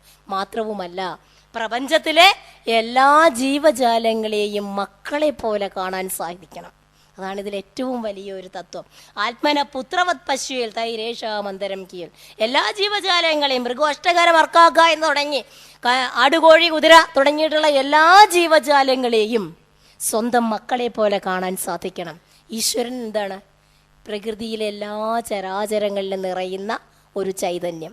ആ ചൈതന്യം തന്നെയാണ് നമ്മളുടെ ഉള്ളിലുള്ളത്. അപ്പൊ നമ്മളുടെ ഉള്ളിലുള്ള ഈശ്വര ചൈതന്യം എവിടെയൊക്കെ കുടികൊള്ളുന്നു അതിനെയൊക്കെയാണ് നമ്മുടെ സ്വന്തമായിട്ട് നമുക്ക് കാണേണ്ടത്. പ്രകൃതിയിലെ എല്ലാം നമുക്ക് സ്വന്തം. അപ്പൊ മക്കളും ബാക്കിയുള്ളവരും ഒക്കെ ഒരുപോലെ മക്കളെ പോലെ കാണണം.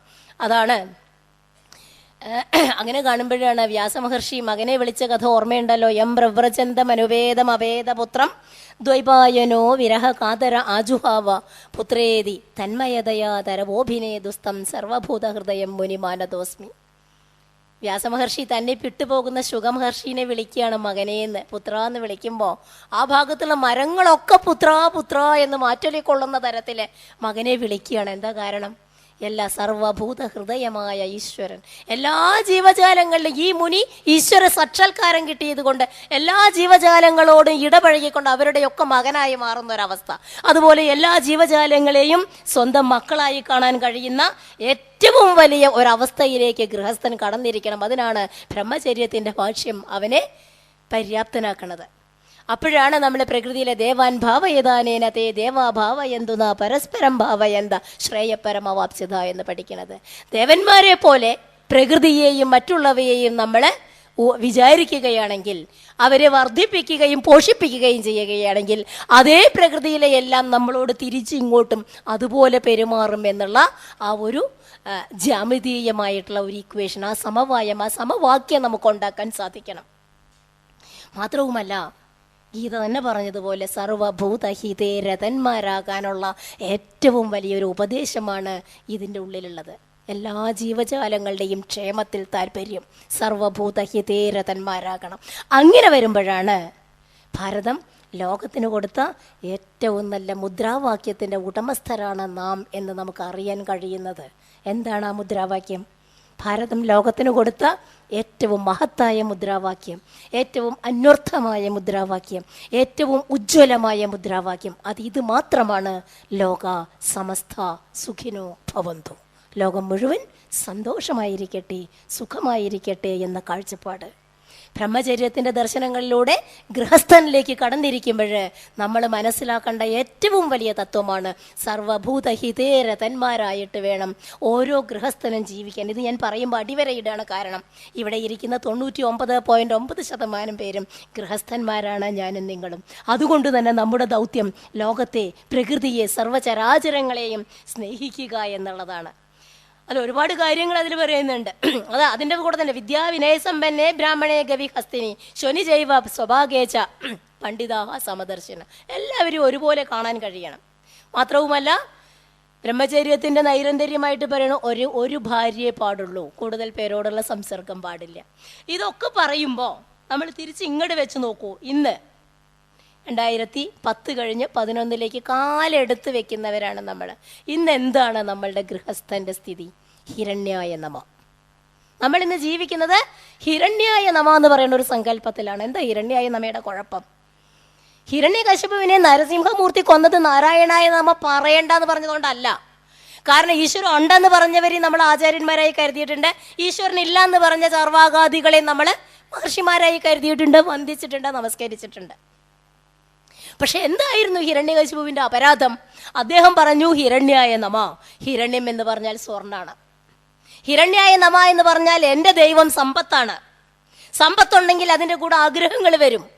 അപ്പൊ എൻ്റെ ദൈവം അർത്ഥകാമാദികളാണ്. ഞാൻ ജീവിക്കേണ്ടത് അർത്ഥവും കാമവും സമ്പത്തും ആഗ്രഹവും മാത്രമുള്ള ഒരു വട്ടത്തിലാണ് എന്നാണ് ഹിരണ്യായ നമയിലൂടെ ഹിരണ്യകശിപു സ്വന്തം ജനതയോട് ആവശ്യപ്പെട്ടത്.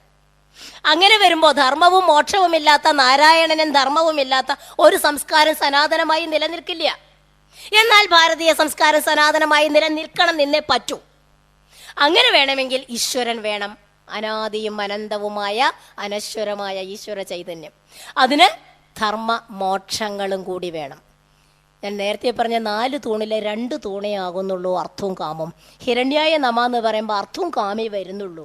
അത് രണ്ടും മാത്രമുള്ള ഒരു സമൂഹത്തെ വിഭാവനം ചെയ്ത് ഭാരത സംസ്കാരത്തെ നശിപ്പിക്കാൻ തുനിഞ്ഞതുകൊണ്ടാണ് ഹിരണ്യകശിപുവിനെ നരസിംഹമൂർത്തി നിഗ്രഹിച്ചത്. അപ്പൊ ഇന്ന് നമ്മൾ ഹിരണ്യായ നമയിലാണ്. എങ്ങനെയെങ്കിലും നാണം കെട്ടും പണം നേടിക്കൊണ്ടാൽ നാണക്കേടാ പണം തീർത്തുകൊള്ളും എന്നുള്ളൊരവസ്ഥയിലാണ് നമ്മൾ. അഴിമതിയിലൂടെ നമ്മൾക്ക് പണം ഉണ്ടാക്കണം, പ്രതാപം ഉണ്ടാക്കണം, സ്ഥാനമാനങ്ങൾ ഉണ്ടാക്കണം. ഞാനും നിങ്ങളും അടങ്ങുന്ന പല സർക്കാർ ജീവനക്കാരും വഴി കൂടി നടക്കുമ്പോൾ നാട്ടുകാരിങ്ങനെ നോക്കും, ഒറിജിനലാണോ വ്യാജനാണോ എന്ന്. കാരണം PSC നമ്മൾ നിയമനം സംഘടിപ്പിക്കുന്നത് അരുതാത്ത വഴികളിലൂടെയാണ്. അപ്പൊ ഇത് ഒറിജിനലാണോ വ്യാജനാണോ എന്ന് ആൾക്കാർ നോക്കാൻ തുടങ്ങുന്ന ഒരു കാലഘട്ടത്തിലാണ് നമ്മൾ ജീവിക്കുന്നത്. 1.25 ലക്ഷം കോടി രൂപ അഴിമതിയിലൂടെ പുല്ലുത്തൂത്ത തവിട് പോലെ കളഞ്ഞ ഒരു രാജ്യത്താണ് നമ്മൾ ജീവിക്കുന്നത്. അവിടെയാണ് നമ്മൾ മനസ്സിലാക്കുന്നത് പൈസയ്ക്കും ആഗ്രഹങ്ങൾക്കും മാത്രമേ ഇവിടെ വിലയുള്ളൂ. സ്ത്രീയെ ദേവതയായി കണ്ടിരുന്ന രാജ്യത്ത് നിന്ന് ഏറ്റവും കൂടുതൽ നടക്കുന്നത് സ്ത്രീ പീഡനങ്ങളാണ്. 2 തരം. 1 സ്ത്രീ സമൂഹത്തെ പീഡിപ്പിക്കുക, 2 സമൂഹം സ്ത്രീയെ പീഡിപ്പിക്കുക. 2 സ്ത്രീ പീഡനാണ്. ബന്ധങ്ങളെ വിച്ഛേദിച്ച് സമ്പത്തിന്റെയും കാമത്തിന്റെയും പിറകെ പോകുന്ന പെൺകുട്ടികൾ, കാമത്തിന് വേണ്ടി പെൺകുട്ടികളെ കച്ചവടച്ചരക്കാക്കി മാറ്റുന്ന സമ്പത്തുള്ളവര്, ഇതൊക്കെ നമ്മൾ കാണുന്നുണ്ട്. ഈ ഒരു ലോകത്തിലാണ് നമ്മൾ നിർഭാഗ്യവശാൽ ജീവിക്കുന്നത്. അപ്പോഴാണ് ഗൃഹസ്ഥൻ എവിടെ കിടക്കുന്നു, ഗൃഹസ്ഥാശ്രമം എവിടെ കിടക്കുന്നു, ഇന്നത്തെ കുടുംബക്കാര് എവിടെ കിടക്കുന്നു. ഇന്ന് ഗൃഹസ്ഥനല്ല, സ്ഥൻ നിൽക്കുന്നവനാണ് ഗൃഹസ്ഥല്. ഇന്ന് ഗൃഹചരനാണ്. എല്ലാ ഫാസ്റ്റ് ലൈഫാണ്, എല്ലാവരും നെട്ടോട്ടാണ്, കാശുണ്ടാക്കാനുള്ള നെട്ടോട്ടം. പണ്ടൊരു അഴിമതി ഉള്ള ഒരാളെ കുറിച്ച് പറയും. ഒരു രാജാവിൻ്റെ ഒരു സേവകൻ ഭയങ്കര അഴിമതിക്കാരനാണ്. രാജാവിൻ്റെ അടുത്ത് എന്ത് പരാതി പറയണമെങ്കിലും ഇയാൾക്ക് കാശ് കൊടുക്കണം. അവസാനം നാട്ടുകാരുടെ പരാതി കേട്ടിട്ട് രാജാവിനെ പൊറുതിമുട്ടി. ഇയാൾ ഇനി വെച്ചും കൊണ്ട് പൊറപ്പിക്കാൻ വയ്യാന്നായി. രാജാവിനാണെങ്കിൽ ഇയാളോട് സ്നേഹമാണ്. അവസാനം രാജാവ് പറഞ്ഞു, നീ പോയിട്ട് ആ സമുദ്രത്തിൻ്റെ തീരത്ത് പോയിരുന്നൊരു തിര എണ്ണ പറഞ്ഞു. പൈസ ശമ്പളം ഞാൻ തരാമെന്ന് പറഞ്ഞു. ഇയാൾ അവിടെ പോയി തിര എണ്ണാൻ തുടങ്ങി. ഇനി കാശുണ്ടാക്കാൻ ഒരു മാർഗ്ഗവും. അപ്പോഴാണ് ദൈവം സഹായിച്ചൊരു മുക്കുവൻ തോണി ഇറക്കണത്. തോണി ഇറക്കണ കണ്ടപ്പോഴാണ് ഇദ്ദേഹത്തിന് ഐഡിയ ഉണ്ടായത്. അന്ന് നമ്മുടെ മറ്റേ അഭിഷേക് ബച്ചൻ്റെ ഐഡിയ ഒന്നും അല്ല, ശരിക്കുള്ള ഐഡിയ ഉണ്ടായി. എന്താണ്? ബാ പറഞ്ഞു മുക്കുവനോട്, തോണി ഇറക്കാൻ പറ്റില്ല പറഞ്ഞു. എന്തേ? ഞാൻ ഇവിടെ തിര എണ്ണായിരിക്കുകയാണ്, നീ തോണി ഇറക്കിയാൽ തിര മുറിയും, അപ്പം എനിക്ക് എണ്ണാൻ പറ്റില്ല, അതുകൊണ്ട് തോണി ഇറക്കണ്ട പറഞ്ഞു. അവൻ എന്ത് ചെയ്യുക? അവൻ്റെ ഉപജീവനാണ് മീൻ പിടിക്കൽ. അപ്പോൾ അവൻ കുറച്ച് കാശ് കൊടുത്തു. അപ്പോൾ തോണി ഇറക്കാൻ സമ്മതിച്ചു. രണ്ടാമത്തെ വഞ്ചിക്കാരൻ വന്നപ്പോൾ അവനും കൊടുത്തു കാശ്. അങ്ങനെ തിര എണ്ണീട്ട് പോലും കാശുണ്ടാക്കുന്ന തരത്തിലുള്ള ആൾക്കാരുടെ നാട്ടിലാണ് നമ്മൾ ജീവിക്കണത്. ശരിക്കും പറഞ്ഞാൽ സംസാര സാഗരേ മഗ്നം ദീനം മാം. പക്ഷെ കരുണാനിധി എന്ന് പറഞ്ഞ് രക്ഷിക്കാൻ പറയില്ല. ദൈവമേ എന്നെ എങ്ങനെയെങ്കിലും സംസാര മഗ്നനാക്കണേ എന്ന് പ്രാർത്ഥിച്ചുകൊണ്ടാണ് നമ്മൾ അമ്പലത്തിൽ പോലും പോണത്, അല്ലേ? എനിക്ക് ജോലി കിട്ടണേ, എൻ്റെ മകന് ജോലി കിട്ടണേ, സർവ്വസായുരാരോഗ്യ സമ്പൽ സൗഖ്യം വേണേ എന്ന് മാത്രമേ നമ്മൾ ദൈവത്തിനോട് പറയാനുള്ളൂ. അതിനപ്പുറത്തേക്ക് കടക്കാൻ പറയുന്നുണ്ടോ? ആനന്ദം ബ്രഹ്മമാണെങ്കിൽ അത് ഞാൻ തന്നെയല്ലയോ എന്ന് ദൈവത്തിനോട് ആരെങ്കിലും പോയി പറയാറുണ്ടോ? അഹം ബ്രഹ്മാസ്മി എന്ന ശബരിമല 18-ാം പടി കയറിയിട്ട് ഞാനിവിടെ എത്തിയത് ഈ തത്വമസി അറിയാനാണല്ലോ ദൈവമേ എന്ന് ആത്മാർത്ഥതയോട് ആരെങ്കിലും പറയുന്നത് നമ്മൾ കേട്ടിട്ടുണ്ടോ? പക്ഷെ എന്താ നമ്മൾ ചെയ്യണത്? ആയുരാരോഗ്യ സൗഖ്യം, ഇത് മാത്രമേ നമ്മൾ ദൈവത്തിനോട് പറയണുള്ളൂ. അപ്പോൾ ശരിക്കും പറഞ്ഞാൽ ഒരു ഉപഭോഗ ജീവിതത്തിൽ മദ്യത്തിന് ലഹരിക്കൊക്കെ അടിപ്പെട്ട് ജീവിക്കുകയാണ് നമ്മൾ, അല്ലേ? എന്തെങ്കിലും കാര്യം നേടണമെങ്കിൽ മദ്യം കൊടുക്കുക. മദ്യം ഒരു ഫാഷൻ. ഒരു കല്യാണം നടക്കണമെങ്കിൽ 4 ആൾ കൂടണമെങ്കിൽ ഈ മദ്യം പാർച്ച വേണമെന്ന് നിർബന്ധമായി തുടങ്ങി. അപ്പം ഇങ്ങനെ വളരെ മോശമായ ഒരു ജീവിതമാണ് ഇന്ന് ഗൃഹസ്ഥൻ്റെ ജീവിതം, അഥവാ ഗൃഹചരൻ്റെ ജീവിതം. പഴയ സങ്കല്പവും ഔന്നത്യവും ഇന്ന് നമുക്ക് കണി കാണാൻ കിട്ടില്ല. അങ്ങോട്ട് പോകാൻ പറ്റുമെന്ന് ചോദിച്ചാൽ പറ്റില്ല. കാലികമായിട്ട് എല്ലാ ആശ്രമധർമ്മങ്ങൾക്കും മാറ്റം കുറച്ചൊക്കെ വരേണ്ടി വരും. കാലം മാറ്റത്തിന്റെ പ്രവാചകനാണ്, കാലത്തിനനുസരിച്ച് മാറുകയും ചെയ്യണം. പക്ഷേ മൂല്യം എന്ന് പറയുന്നത് സനാതനമായി നിലനിൽക്കേണ്ടത്, നമ്മൾ ആവശ്യം കയ്യിൽ കൊണ്ട് നടക്കേണ്ടതുമായ ഒരു വസ്തുവായതുകൊണ്ട് ആ മൂല്യബോധത്തെ വിടുന്നതാണ് നമ്മളുടെ തകരാറ് എന്ന് നമ്മൾ മനസ്സിലാക്കണം. സമൂഹത്തിൽ ഇന്ന് ഇല്ലാതെ പോയതും മൂല്യം തന്നെയാണ്. ഏതോ ഒരു യാചകൻ ഇങ്ങനെ ഇളകണ കല്ലൊക്കെ ഉള്ള ഒരു സ്ഥലത്ത് ഇങ്ങനെ ഇരിക്കുകയായിരുന്നു. അപ്പം അയാൾ സൂക്കടമൊക്കെ ആയിട്ട് മരിച്ചപ്പോൾ നാട്ടുകാർ അയാളുടെ ശവം എടുത്ത് കത്തിച്ചിട്ട് അയാളുടെ ബാണ്ണുകെട്ടൊക്കെ ഇങ്ങനെ പെറുക്കി മാറ്റുമായിരുന്നു അത്രേ. അപ്പോൾ ആ കല്ലിങ്ങനെ ഇളകി, ആ കല്ലിളകിയപ്പോൾ ആ കല്ലിങ്ങോട്ട് വേണം. അപ്പോൾ അതിൻ്റെ അടിയിൽ ഒരു ചെറിയ ഗുഹ, അതിൻ്റെ അടിയിൽ ഒരു ചെപ്പിൽ നിറച്ച് സ്വർണ്ണ നാണയാണ്. ഈ യാചകൻ പാവം എരപ്പാളിയായിട്ട് മരിച്ചു, ഒന്നും കിട്ടാതെ. 4 തലമുറ തിന്നാനുള്ള സ്വത്ത് ഇതിലുണ്ട്. പക്ഷെ അയാൾ അറിഞ്ഞില്ല. കാരണം താൻ ഇരിക്കുന്നതിൻ്റെ അടിയിൽ ഈ സ്വർണ്ണം ഉണ്ടെന്ന് അയാൾക്ക് മനസ്സിലായില്ല. അതുമാതിരിയാണ് നമ്മളുടെയൊക്കെ ജീവിതം. കണ്ടറിഞ്ഞിട്ട് നമ്മൾ ഒന്നും ചെയ്യുന്നില്ല. അത് എന്താണ് നമ്മളുടെ കയ്യിലുള്ളത് എന്ന തിരിച്ചറിവ് നമുക്കില്ലാതെ പോയി എന്നുള്ളതാണ്. നമ്മളുടെ അടിയിൽ നമ്മുടെ ഭാരത സംസ്കാരത്തിലെ മൂല്യങ്ങളുടെ, നന്മകളുടെ, ദർശനങ്ങളുടെ ഒരുപാട് മുത്തും പവിഴവും കിടക്കുന്നുണ്ട്.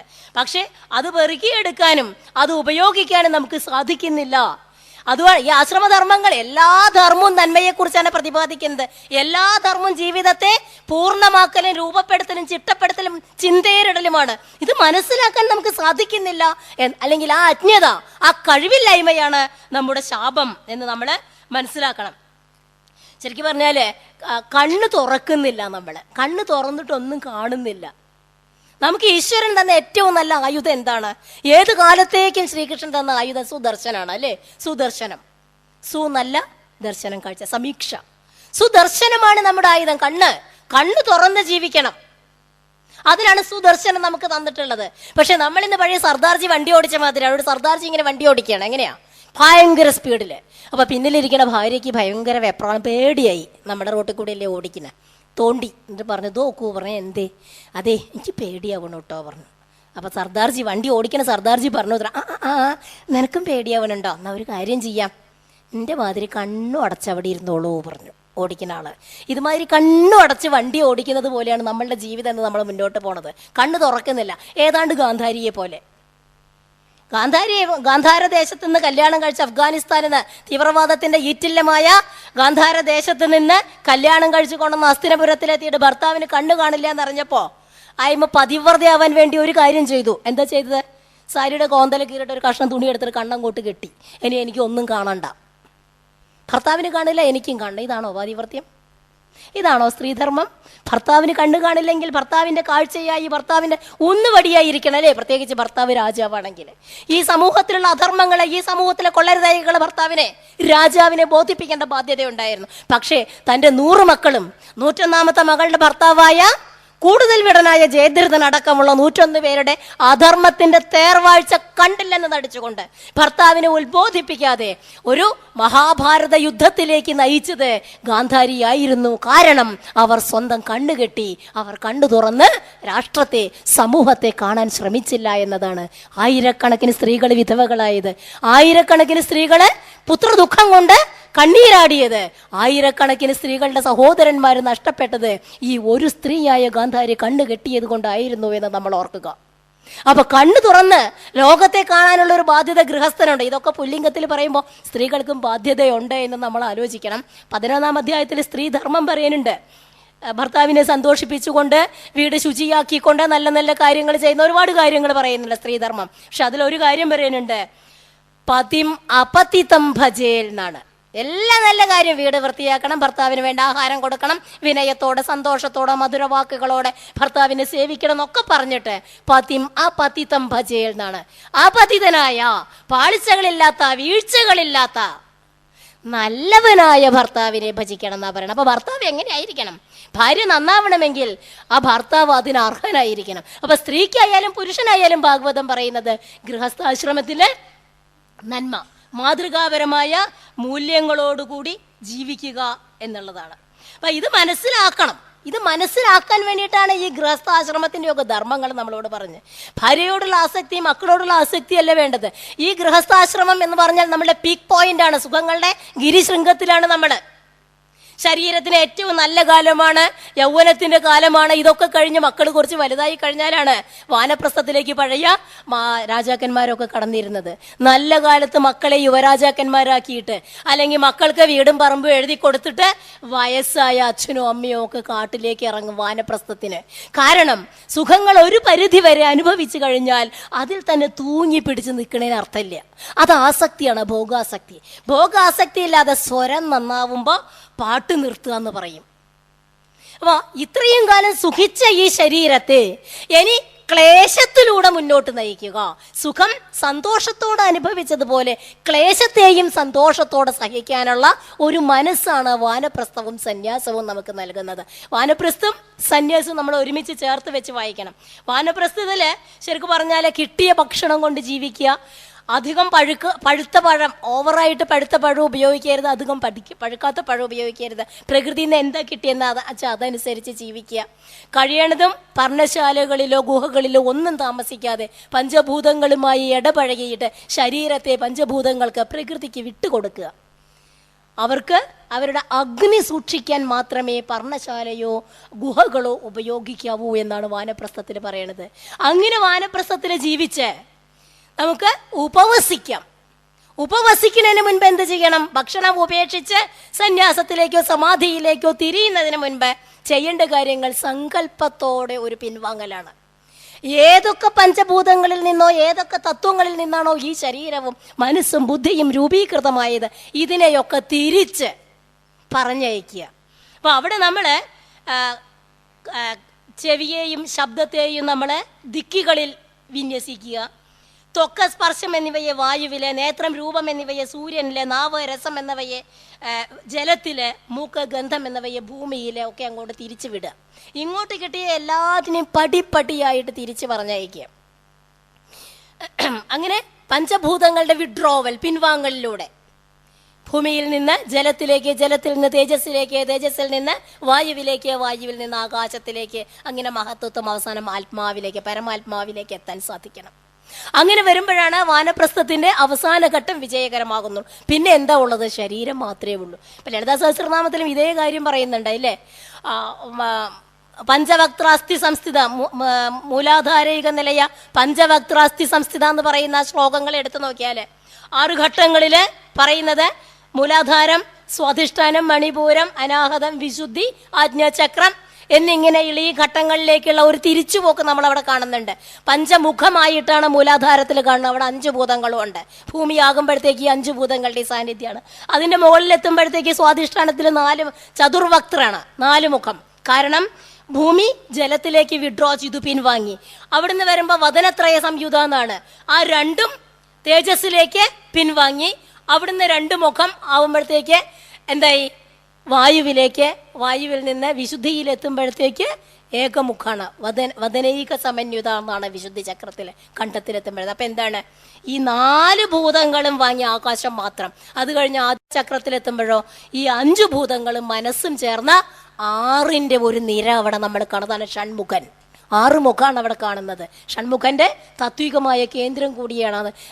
അറിവിന്റെ അവസാനത്തെ പടി, 6ാം പടി എന്ന് പറയുന്നതാണ് 6 മുഖം, പഞ്ചഭൂതവും മനസ്സും ചേർന്ന്. അത് കഴിഞ്ഞാൽ അതിന്റെ മുകളിൽ നിർഗുണം എന്ന് പറയുന്ന ഒരു അവസ്ഥയാണ്. അപ്പൊ ആ അവസ്ഥയിലേക്ക് എത്തിക്കാനുള്ള ശരീരത്തെ ക്രമീകരിക്കലാണ് യഥാർത്ഥത്തിൽ വാനപ്രസ്ഥത്തിന് തുടർച്ചയാണ് സന്യാസം. വാനപ്രസ്ഥം കഴിഞ്ഞ് വീണ്ടും ശരീരത്തിന് ആരോഗ്യം ഉണ്ടെങ്കിൽ പോകേണ്ട ഒരു സ്ഥലമാണ് സന്യാസം. അവിടെ എന്താണ്?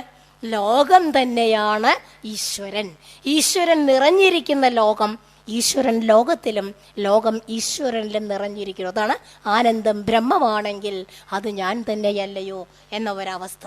അപ്പൊ അവിടെ വരുമ്പോഴത്തേക്ക് എങ്ങനെയാണ്? കൽപ്പസ്ത്വേവം പരിവ്രജ ദേഹമാത്ര അവശേഷിത ഗ്രാമൈക രാത്രി വിധിന നിരപേക്ഷരേൻ മഹീം എന്നാണ്. ഒരു ശുഖബ്രഹ്മർഷിയൊക്കെയാണ് അതിന് ഒന്നാമത്തെ ഉദാഹരണം സന്യാസത്തിന്. ഒരു ഗ്രാമത്തിൽ ഒരു രാത്രി മാത്രം താമസിക്കുക. കാരണം 2 രാത്രിയോ 3 രാത്രിയോ താമസിച്ചാൽ ആ സ്ഥലത്തിനോട് നമുക്കൊരു താല്പര്യം തോന്നും, സംഘം തോന്നും, അറ്റാച്ച്മെന്റ്. അതുണ്ടാവരുത്. ഒരു സ്ഥലത്തും അധികം നിൽക്കരുത്. പരീക്ഷത്തിന്റെ അടുത്തേക്ക് ശുഖമഹർഷി എത്താൻ വൈകുമ്പോൾ പരിതപിച്ചുകൊണ്ട് പറയുന്നുണ്ട്, അദ്ദേഹം എന്താ വരാത്തത്? ഗോദോഹന മാത്രം സമയമല്ലേ അദ്ദേഹം ഒരിടത്ത് നിൽക്കാറുള്ളൂ എന്നാണ് പറയണത്. ഒരു വാക്ക്, ഗോദോഹന മാത്രം. പശുവിനെ കറക്കണ അത്ര സമയമല്ലേ അദ്ദേഹം ഒരു സ്ഥലത്ത് നിൽക്കാറുള്ളൂ, അതിൽ കൂടുതൽ സമയം നിൽക്കാറില്ലല്ലോ എന്ന്. പണ്ട് പശുവിനെ കറക്കുക 200 ആവശ്യത്തിനുള്ളത് കറന്നെടുത്ത് ബാക്കി പശുവിൻ്റെ കുട്ടിക്ക് കൊടുക്കുകയാണ്. കുറച്ച് നേരേ പശുവിനെ കറക്കുള്ളൂ. കുറച്ച് നേരം എന്നുള്ളതിന് ഭാഗവതമോ സംസ്കൃതമോ ഉപയോഗിച്ച ഒരു വാക്കാണ് ഗോദോഹന മാത്രം. അത്ര സമയമല്ലേ നിൽക്കുള്ളൂ. അങ്ങനെയാണ്. ഒരു സ്ഥലത്തും അധികം നേരം തങ്ങിയാൽ താല്പര്യമുണ്ടാകും. അതുകൊണ്ട് തന്നെ അവിടെ തങ്ങാതെ നടന്ന് നീങ്ങിക്കൊണ്ടേയിരിക്കുക. ചരൈവേദി, നടക്കുക, നീങ്ങുക. ആ ചലനാത്മകതയിലൂടെ പരബ്രഹ്മത്തിലേക്ക് നടക്കുന്നവനാണ് യഥാർത്ഥ സന്യാസി. ഏറ്റവും നല്ലൊരു ഉദാഹരണം അതുകൊണ്ട് തന്നെ ശുഖബ്രഹ്മർഷിയും കൂടിയാണ്. അങ്ങനെ അദ്ദേഹം എങ്ങനെയായിരിക്കണം? ഏകയേവ ചരേൽ, ഒറ്റയാളായിട്ടാണ്, ആത്മാരാമനായിട്ടാണ് നടക്കേണ്ടത്. സർവഭൂത സുഹൃത് ശാന്തോ നാരായണ പരായണ, എല്ലാ ജീവജാലങ്ങളുടെയും സുഹൃത്തായിട്ട്, ഒന്നിൽ നിന്ന് മറ്റൊന്ന് ഭിന്നമല്ലാത്ത അഭിന്നമല്ലാത്ത അവസ്ഥയിൽ സർവഭൂത ഹിതേരഥന്മാരായിട്ട് എല്ലാം ഞാൻ തന്നെയാണ് എല്ലാം എന്നുള്ളൊരവസ്ഥയിൽ ആത്മാരാമനായി നാരായണപരനായിട്ട് ജീവിക്കുകയാണ്. അതാണ് എവിടെ നോക്കിയാലും ഈശ്വരനെ കാണുന്ന ഒരവസ്ഥ. യാതൊന്നു കാൺമതത് നാരായണ പ്രതിമ, യാതൊന്നു കേൾക്കതത് നാരായണ ശ്രുതികൾ, യാതൊന്ന് ചൊന്നതത് നാരായണ, യാതൊന്നു ചെയ്വതത് നാരായണാർച്ചനകൾ, യാതൊന്നതൊന്ന് ഹരിനാരായണായ നമഃ എന്ന് പറയുന്ന ഒരവസ്ഥ. എല്ലാം നാരായണമയം, സർവം ബ്രഹ്മമയം എന്ന് പറയുന്ന ഒരവസ്ഥയിൽ അവിടെ അവൻ സർവതന്ത്ര സ്വതന്ത്രനാണ്. അവിടെ അവന് വർണ്ണമില്ല, ജാതിയില്ല. പറഞ്ഞു, ജാതിയിൽ നിന്നാണ് തുടങ്ങുന്നത്. ചാതുർവർണ്ണ്യം മയാ സൃഷ്ടം. അത് ജാതിയല്ല, വർണ്ണമാണ്. ജാതി എന്ന് പറയുമ്പോൾ മനുഷ്യൻ, പശു എന്നൊക്കെ പറയുമ്പോഴാണ് വിഭിന്ന ജാതികൾ. വർണ്ണം എന്താണ്? വർണ്ണം യഥാർത്ഥത്തിൽ നിത്യചൈതന്യയതിയുടെ ഗീതാസ്വാധ്യായം നോക്കുകയാണെങ്കിൽ വർണ്ണം എന്ന് പറയുന്നത് മനസ്സിന്റെ ഒരു നിറമാണ് എന്നാണ്. പ്രകൃതിജമായ ചില സംസ്കാരങ്ങള്, പ്രകൃതിജമായ ചില ചോദനകള്, നമുക്ക് തനതായ ചില താല്പര്യങ്ങള്, ചില പ്രത്യേകതകൾ തരുന്നുണ്ട് സ്വഭാവത്തില്. അത്തരം സ്വഭാവ വിശേഷങ്ങളുടെ കൂട്ടായ്മയാണ് ഒരു വർണ്ണമായിട്ട് കാണേണ്ടത്. പ്രകൃതിജമായത് കൊണ്ടാണ് ഈശ്വരനാൽ സൃഷ്ടമായത് എന്നും പറയുന്നത്. നൈസർഗികമായ ഭാവം, അതിലൊരിക്കലും ജന്മമല്ല, കർമ്മവും മനസ്സുമാണ് ജാതിക്ക് അധീനമെന്ന് ഭാഗവതത്തിൽ തന്നെ കൃത്യമായിട്ട് പറഞ്ഞിട്ടുണ്ട്. ഈ വർണ്ണവ്യവസ്ഥയ്ക്കും അപ്പുറത്തുള്ളവനാണ് യഥാർത്ഥത്തിലുള്ള സന്യാസി. അപ്പൊ വർണ്ണത്തിൽ നിന്ന് വർണ്ണമില്ലാത്ത അവസ്ഥയിലേക്കുള്ള ഒരു നൈരന്തര്യമാണ് ആശ്രമധർമ്മം നമ്മൾക്ക് കാണിച്ചു തരുന്നത്. അതായത് ഒരു വൃത്തത്തിൽ നിന്ന് വൃത്തമില്ലാത്ത അവസ്ഥയിലേക്ക്, ഒരു കുത്തിൽ നിന്ന് കുത്തില്ലാത്ത അവസ്ഥയിലേക്ക്, പരിധിയിൽ നിന്ന് പരിധിയില്ലായ്മയിലേക്കുള്ള കടന്നിരിക്കലാണ് ബ്രഹ്മചര്യത്തിൽ നിന്ന്, അല്ലെങ്കിൽ കുട്ടിക്കാലത്ത് നിന്ന്, അല്ലെങ്കിൽ വിദ്യാഭ്യാസ കാലത്ത് നിന്ന് സന്യാസിയിലെത്തുമ്പോഴത്തേക്ക് നമ്മൾ കാണുന്നത് അവൻ സർവതന്ത്ര സ്വതന്ത്രനാണ്. അവന് മുന്നക്കയറ് പോലും ആവശ്യമില്ല. സ്വാതന്ത്ര്യം. ആർദ്രൻ മാഹാത്മ്യം ഓതുന്നത് നിഗമ മഹാതത്വവാക്യങ്ങൾ, ആരെ പ്രാതകാലത്തു വാഴ്ത്തി ഈ പറവകൾ. ക്വാണഗാനം മുഴക്കി വീതപ്രക്ഷോഭം ആരീയുലകിനെ നിലനിർത്തുന്നിതാ വിശ്വരൂപൻ, സ്വാതന്ത്ര്യം തന്ന് ഞങ്ങൾക്കനുപതമരുളിയിടട്ടെ ഉത്കൃഷ്ട സൗഖ്യം എന്ന സ്വാതന്ത്ര്യത്തിന്റെ മോചനത്തിന്റെ സ്വരമാണ് സന്യാസി അദ്ദേഹത്തിന്റെ ജീവിതത്തിലൂടെ പ്രതിനിധാനം ചെയ്യുന്നത്. അതാണ് നേരത്തെ സൂചിപ്പിച്ച അവധൂത പ്രഹ്ലാദ ചർച്ചയിൽ നമ്മൾ കാണുന്നത്. കുറച്ച് ശ്ലോകങ്ങളെ അതിനുള്ളൂ. സഹ്യപർവ്വതത്തിന്റെ താഴ്വരയിലെ കാവേരി നദീതീരത്ത് ഒരു യോഗിയെ, സന്യാസിയെ കാണാണ് പ്രഹ്ലാദൻ. നമുക്ക് അഭിമാനിക്കാം. കേരളവും തമിഴ്നാടും ചേർന്ന് നമ്മുടെ അടുത്തുള്ള സ്ഥലത്താണ് കാവേരി തടം എന്നതുകൊണ്ട് ഈ തെക്കേ ഇന്ത്യയിലാണ് പ്രഹ്ലാദൻ ഈ മഹാനായ സ്വാമിയെ, സന്യാസിയെ കണ്ടത് എന്ന് നമുക്ക് വേണമെങ്കിൽ പ്രാദേശികമായിട്ടൊന്ന് അഭിമാനിക്കുകയും ചെയ്യാം. ആ അവധൂതനെ, നല്ല തടിച്ച ശരീരം, സുമുഖനും സന്തോഷവാനുമായ അവധൂത സന്യാസിയോട് പ്രഹ്ലാദൻ ചോദിക്കുന്ന ചോദ്യങ്ങളുടെ ഉത്തരങ്ങളാണ് യഥാർത്ഥത്തിൽ സന്യാസത്തിന്റെ ലക്ഷണങ്ങളായിട്ട് നമുക്ക് എടുക്കാൻ പറ്റുക. അദ്ദേഹത്തിന് ഒരു കർമ്മവും അദ്ദേഹം ചെയ്യണില്ല. അപ്പൊ അദ്ദേഹം പറയണത് കർമ്മം എന്ന് പറയുന്നത് തൃഷ്ണയിൽ നിന്നുണ്ടാകുന്നതാണ്, ആഗ്രഹങ്ങളിൽ നിന്നുണ്ടാകുന്നതാ. കർമ്മം ചെയ്താൽ ഫലം ഉണ്ടാവും. ആ ഫലം മറ്റൊന്നിലേക്ക് നയിക്കും. ഇടയ്ക്ക് വിപരീത ഫലം ഉണ്ടാവും ഇല്ലേ? ദേവി മഹാത്മ്യത്തിലുണ്ട് ഭാര്യാം രക്ഷതു ഭൈരവീന്ന് ജപിക്കാൻ. അപ്പൊ ഏതോ ഒരു ചങ്ങാതി ജപിച്ചിട്ട് അവസാനം ഭാര്യനെ രക്ഷിക്കട്ടെ ഭഗവതി എന്നാണ് ജപിക്കണത്. ഭാര്യാം രക്ഷതു ഭൈരവി ജപിച്ചിട്ട് അവസാനം നാവ് വഴങ്ങാതെ ഭാര്യ ഭക്ഷതു ഭൈരവി എന്ന് പറഞ്ഞത്രേ. ഭാര്യനെ ഭക്ഷിക്കൂന്ന്, എടുത്തോളൂന്ന്, തിന്നോളൂന്ന്. എന്തായി? ഇയാളുടെ ഭാര്യ മരിച്ചും പോയി. അതുമാതിരിയാണ് ചില കർമ്മങ്ങൾ ചെയ്താൽ വിപരീത ഫലം ഉണ്ടാവും. കർമ്മങ്ങള് തൃഷ്ണ, നഹി തൃഷ്ണാസമം രോഗ എന്നാണ്. ഒന്നിൽ നിന്ന് മറ്റൊന്നിലേക്ക് ആഗ്രഹം ഒന്നിൽ നിന്ന് മറ്റൊന്നിലേക്ക് നയിക്കും. എത്ര നിഷ്കാമ കർമ്മ എന്ന് പറഞ്ഞാൽ നമ്മൾ കർമ്മം ചെയ്താലും എന്താ ഉണ്ടാവുക? അവസാനം നമ്മളെ വീണ്ടും കർമ്മകാണ്ഡത്തിൽ തന്നെ കുടുങ്ങുകയാണ് ചെയ്യുക. അപ്പോൾ എന്താ പറയും, പണ്ടൊരു പണിക്കരെ നമ്മുടെ വീട്ടിൽ നിന്ന് കുറച്ച് പൈസ വാങ്ങിക്കാൻ വന്നു, മരിച്ചു പോയി അദ്ദേഹം. അപ്പോൾ അമ്മോട് ഒരു ശ്ലോകം പറഞ്ഞു കൊടുത്തിട്ടാണ് പൈസ വാങ്ങിയത്. എന്താ ശ്ലോകം എന്നറിയോ? ഋണാദാനേത് സൗമുഖ്യം തദ്ദാനേ ദുർമുഖീ ഭവേൽ. കടം വാങ്ങാൻ വരുമ്പോൾ നല്ല മുഖമാണ്, ചിരിച്ച മുഖമാണ്, സന്തോഷമാണ്. അത് തിരിച്ചു തരുമ്പോൾ ദുർമുഖാവുന്നതാണ്. ഇഷ്ടം ഉണ്ടാവില്ല തിരിച്ചു കൊടുക്കാൻ. ഉദാഹരണമുണ്ട്. സുമുഖി ഗർഭമാധത്തെ ദുർമുഖീ സ പ്രസൂയത്തെ. ഗർഭം ധരിക്കുന്ന സമയത്ത് വളരെ സന്തോഷത്തോടെയാണ് ഗർഭം ധരിക്കുന്നത്. പക്ഷേ പ്രസവിക്കുമ്പോഴോ വളരെ സങ്കടത്തോടു കൂടിയിട്ടാണ് പ്രസവിക്കുകയും ചെയ്യണത്. അപ്പം അതുമാതിരിയാണ് ഋണാദാനേത് സൗമുഖ്യം തദ്ദാനേ ദുർമുഖീ ഭവേൽ എന്നാണ്. ഏത് കർമ്മം ചെയ്യുമ്പോഴും താൽക്കാലികമായ സന്തോഷം ഉണ്ടാവുമെങ്കിൽ അതിൻ്റെ അപ്പുറത്ത് എന്തുണ്ട്? ദുഃഖമുണ്ട്. അതാണ് കർമ്മത്തിൻ്റെ ഒരു പ്രത്യേകത. അപ്പം അതുകൊണ്ട് കർമ്മം ദുഃഖത്തിലേക്ക് നയിക്കുന്നു എന്നതുകൊണ്ട് ഭഗവാൻ ഗീതയിൽ പറഞ്ഞതുപോലെ സർവധർമാൻ പരിത്യജ്യ മാമേകം ശരണം വ്രജ എന്നാണ് അദ്ദേഹം മനസ്സിലാക്കിയത്. അതാണ് ആനന്ദം ബ്രഹ്മമാണെങ്കിൽ അത് ഞാൻ തന്നെയല്ലയോ എന്നുള്ള മനസ്സിലാക്കല്. ആ സർവാനന്ദമയത്തിലേക്ക്, ഈശ്വരനിലേക്ക് ചേക്കേറിയവനാണ് സന്യാസി. അതുകൊണ്ട് അദ്ദേഹം പറയണത് ഭോഗങ്ങളെല്ലാം ക്ഷണപ്രഭാചഞ്ചലം വേഗേന നഷ്ടമായുസും ഓർക്കനീ എന്നോർത്തുകൊണ്ട് മൂത്രമാം സാമേധ്യാന്ത്രമുൽക്കല പിണ്ടമാകും ഗാത്രമോർത്തോളം അതികശ്മലം അതിങ്കലുള്ള അസ്തയാം മഹാമോഹ പാശബന്ധവും ഛേദിച്ചാർത്തി നാശനാഭവൻ വാഴുകിനുള്ളിൽ നിത്യം എന്ന് പറയുന്ന ഒരു അവസ്ഥയിലെത്തിയവനാണ് ശരീരത്തെ കാക്ഷിക്കാത്ത, ശരീരത്തെ നിരാകരിക്കുന്ന സന്യാസി. അദ്ദേഹത്തിന്റെ മനസ്സിൽ കർമ്മം ചെയ്യാത്തത് കൊണ്ട് തന്നെ സുഖമുണ്ട്. കാരണം കർമ്മം ഒന്നിൽ നിന്ന് മറ്റൊന്നിലേക്ക്, അതിൽ നിന്ന് മറ്റൊന്നിലേക്ക് തൃഷ്ണ, ഒരു ആഗ്രഹം ഒരു നദി പോലെയാണ്. ഏതെങ്കിലും ഒരു സ്ഥലത്തെത്തും, അവിടെ നിന്ന് തിരിഞ്ഞൊഴുകും, പിന്നെയും മുട്ടും, പിന്നെയും തിരിയും, ഇങ്ങനെ പോവുകയാണ്. അപ്പം അതുകൊണ്ട് ആഗ്രഹങ്ങള് അതിന് സീമയില്ല അല്ലേ? മനസ്സും ആഗ്രഹം എന്ന് പറഞ്ഞാൽ സീമയില്ലാത്ത കാര്യങ്ങളാണ്. അതുകൊണ്ട് അദ്ദേഹം കർമ്മം ചെയ്യുന്നില്ല. അതുകൊണ്ട് അദ്ദേഹം സന്തുഷ്ടനാണ്. സന്തോഷമുള്ളത് കൊണ്ടോ ടെൻഷൻ ഫ്രീ, ടെൻഷൻ ഇല്ല. അതുകൊണ്ട് അദ്ദേഹത്തിൻ്റെ ശരീരം നല്ല തടിച്ചിരിക്കുകയാണ് എന്നാണ്. കർമ്മ പരമ്പരയിൽ നിന്ന് രക്ഷപ്പെടുകയാണ്. ഇനി നമുക്ക് ധനം ഉണ്ടായി കഴിഞ്ഞാലോ? അദ്ദേഹം പറയുകയാണ്, എനിക്ക് ആരെങ്കിലും ദക്ഷിണം തന്നാൽ എനിക്ക് സന്തോഷമാണ്. ചിലരെന്നെ കുളിപ്പിക്കും, ഡ്രസ്സൊക്കെ ചെയ്യിപ്പിക്കും, സന്തോഷം. ഇടയ്ക്ക് ഒന്നും ഉണ്ടാവില്ല, അതുകൊണ്ടും കുഴപ്പമില്ല. കാരണം ഏതിനോട് ആസക്തി ഉണ്ടായാലും ദുഃഖമാണ് ഫലം. ഇപ്പോൾ തേനീച്ചയുടെ ഒരു ഉദാഹരണം പറയണ്ട. പാവം തേനീച്ച എത്ര വിഷമിച്ചിട്ട് തേനുണ്ടാക്കണത്. ആ തേനുണ്ടാക്കി കഴിഞ്ഞാലോ, ആ തേനുണ്ടാക്കി കഴിഞ്ഞാൽ തേനീച്ചേനെ കൊന്നിട്ട് ആ കൂട്ടുന്ന തേൻ കൊടുത്തിട്ട് ആണുങ്ങൾ കൊണ്ടുപോകും അല്ലേ. അപ്പോൾ ആ തേനീച്ച എന്തിനാ ഇതൊക്കെ ഉണ്ടാക്കി? അപ്പോൾ എന്തിനാ നമ്മൾ ഓരോന്നിൻ്റെ പിന്നാലെ ഉണ്ടാക്കുകയും നമ്മളുടെ കർമ്മത്തിൽ നിന്ന് ഉത്ഭൂതമാകുന്ന ദുഃഖത്തെ സ്വയം ഏറ്റുവാങ്ങുകയും ചെയ്യുന്ന ആ ദുഃഖം നമുക്ക് വേണമെന്നാണ് തേനീച്ചയുടെ ഉദാഹരണത്തിലൂടെ അദ്ദേഹം പറയണത്. പകരം അദ്ദേഹം പറയാണ്, എനിക്കൊരു വലിയ ഗുരുവിനെ കിട്ടി, വേറൊരു ഗുരു. ആരാണ്? അജഗരം, പെരുമ്പാമ്പ്. പെരുമ്പാമ്പിനെ ഇളകാൻ കുറച്ച് വിഷമാണല്ലോ. പെരുമ്പാമ്പ് ഇങ്ങനെ കിടന്നാലോ എപ്പോഴെങ്കിലും എന്തെങ്കിലും ഒരു ഇര വായയിൽ വന്ന് പെട്ടാൽ പെരുമ്പാമ്പ് അത് ശാപ്പിടും. അത് കഴിഞ്ഞിട്ട് കുറച്ചു കാലം ഒന്നും കിട്ടില്ല. പെരുമ്പാമ്പിന് ഒരു ആലോക്യമില്ല. ഭക്ഷണം കിട്ടിയിട്ടില്ലെങ്കിലും ധൈര്യത്തോടെ ആ ജീവിത വൃത്തിയെ അഭിമുഖീകരിക്കാൻ പെരുമ്പാമ്പ് ധൈര്യം കാണിക്കുന്നുണ്ട്. അതുപോലെയാണ് കിട്ടിയാൽ സന്തോഷം, കിട്ടിയിട്ടില്ലെങ്കിൽ അതിലും സന്തോഷം. അതാണ് സ്വാതന്ത്ര്യം. യഥാർത്ഥത്തിലുള്ള സ്വാതന്ത്ര്യം അതാണ്. ആ സ്വാതന്ത്ര്യം മനസ്സിലാക്കാനും അനുഭവിക്കാനും സാധിക്കുന്നു എന്നതാണ് യഥാർത്ഥത്തിൽ ഒരു സന്യാസിയുടെ ഗുണം. കാരണം അദ്ദേഹം ശരീരത്തെക്കുറിച്ച് ബോധവാനല്ല, അവധൂതനാണ്. പ്രജഹാതി യഥാകാമൻ സർവാൻ പാർത്ഥ മനോഗതാൻ ആത്മന്യേവാത്മനാദുഷ്ട സ്ഥിതപ്രജ്ഞസ്തോച്യത എന്ന ഗീതയിലും അതാണ് സ്ഥിതപ്രജ്ഞൻ അല്ലെങ്കിൽ പരമഹംസൻ. സ്ഥൈര്യതയോടെ ധീരതയോടെ ഏത് പരിസ്ഥിതിയെയും അഭിമുഖീകരിക്കുകയും അതിൽ സന്തോഷിക്കുകയും ചെയ്യുക. വീണടം വിഷ്ണു ലോകം എന്ന് പറയുന്നത് പോലെ സംതൃപ്തനായി ശരീരബോധമില്ലാതെ മൺപുറ്റ് തട്ടിയെറിഞ്ഞ് മഹർഷിയായി തീർന്ന പഴയ കാട്ടാളനെ ഓർമ്മയില്ലേ വാൽമീകി? എന്തായിരുന്നു ആ മൺപുറ്റ്? ശരീരബോധം. ആ ശരീരബോധത്തിൽ നിന്ന് അപ്പുറത്തേക്ക് കടന്ന് ദ്വിജനായവനാണ് വാൽമീകി. ആ ദ്വിജനാക്കിയത് ആരാണ്? അദ്ദേഹത്തിൻ്റെ ഭാര്യയും നിരക്ഷര കുക്ഷയും ആദിവാസിയുമായ ഒരു വെറും കാട്ടാളത്തി.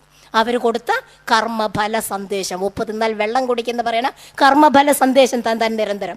അവിടുന്നാണ് അദ്ദേഹം അവിടെ സ്ത്രീയെ, അവിടെ ഞാൻ ഒരു സ്ത്രീധർമ്മത്തിന് ഉദാഹരണം കൂടെ അതിൽ സൂചിപ്പിക്കുകയാണ്. സ്ത്രീ ഭാര്യയാണ്, ഭാര്യ അമ്മയുമായിട്ട് ആവാണ്. അവിടെ പ്രിയ സത്യവാക്ക് എന്നാണ് സ്ത്രീയെക്കുറിച്ച് പറഞ്ഞിട്ടുള്ളത്. പ്രിയ സത്യവാക്ക്, പ്രിയമുള്ളതായിരിക്കണം, പക്ഷെ സത്യമായിരിക്കണം. ആ പ്രിയ സത്യവാക്ക് ആയതുകൊണ്ടാണ് ആ സ്ത്രീയുടെ ഉപദേശം കൈക്കൊണ്ട് കാട്ടാടനിൽ നിന്ന് ഒരു 2ാം ജന്മത്തിലേക്ക് വാൽമീകി കടന്നതും.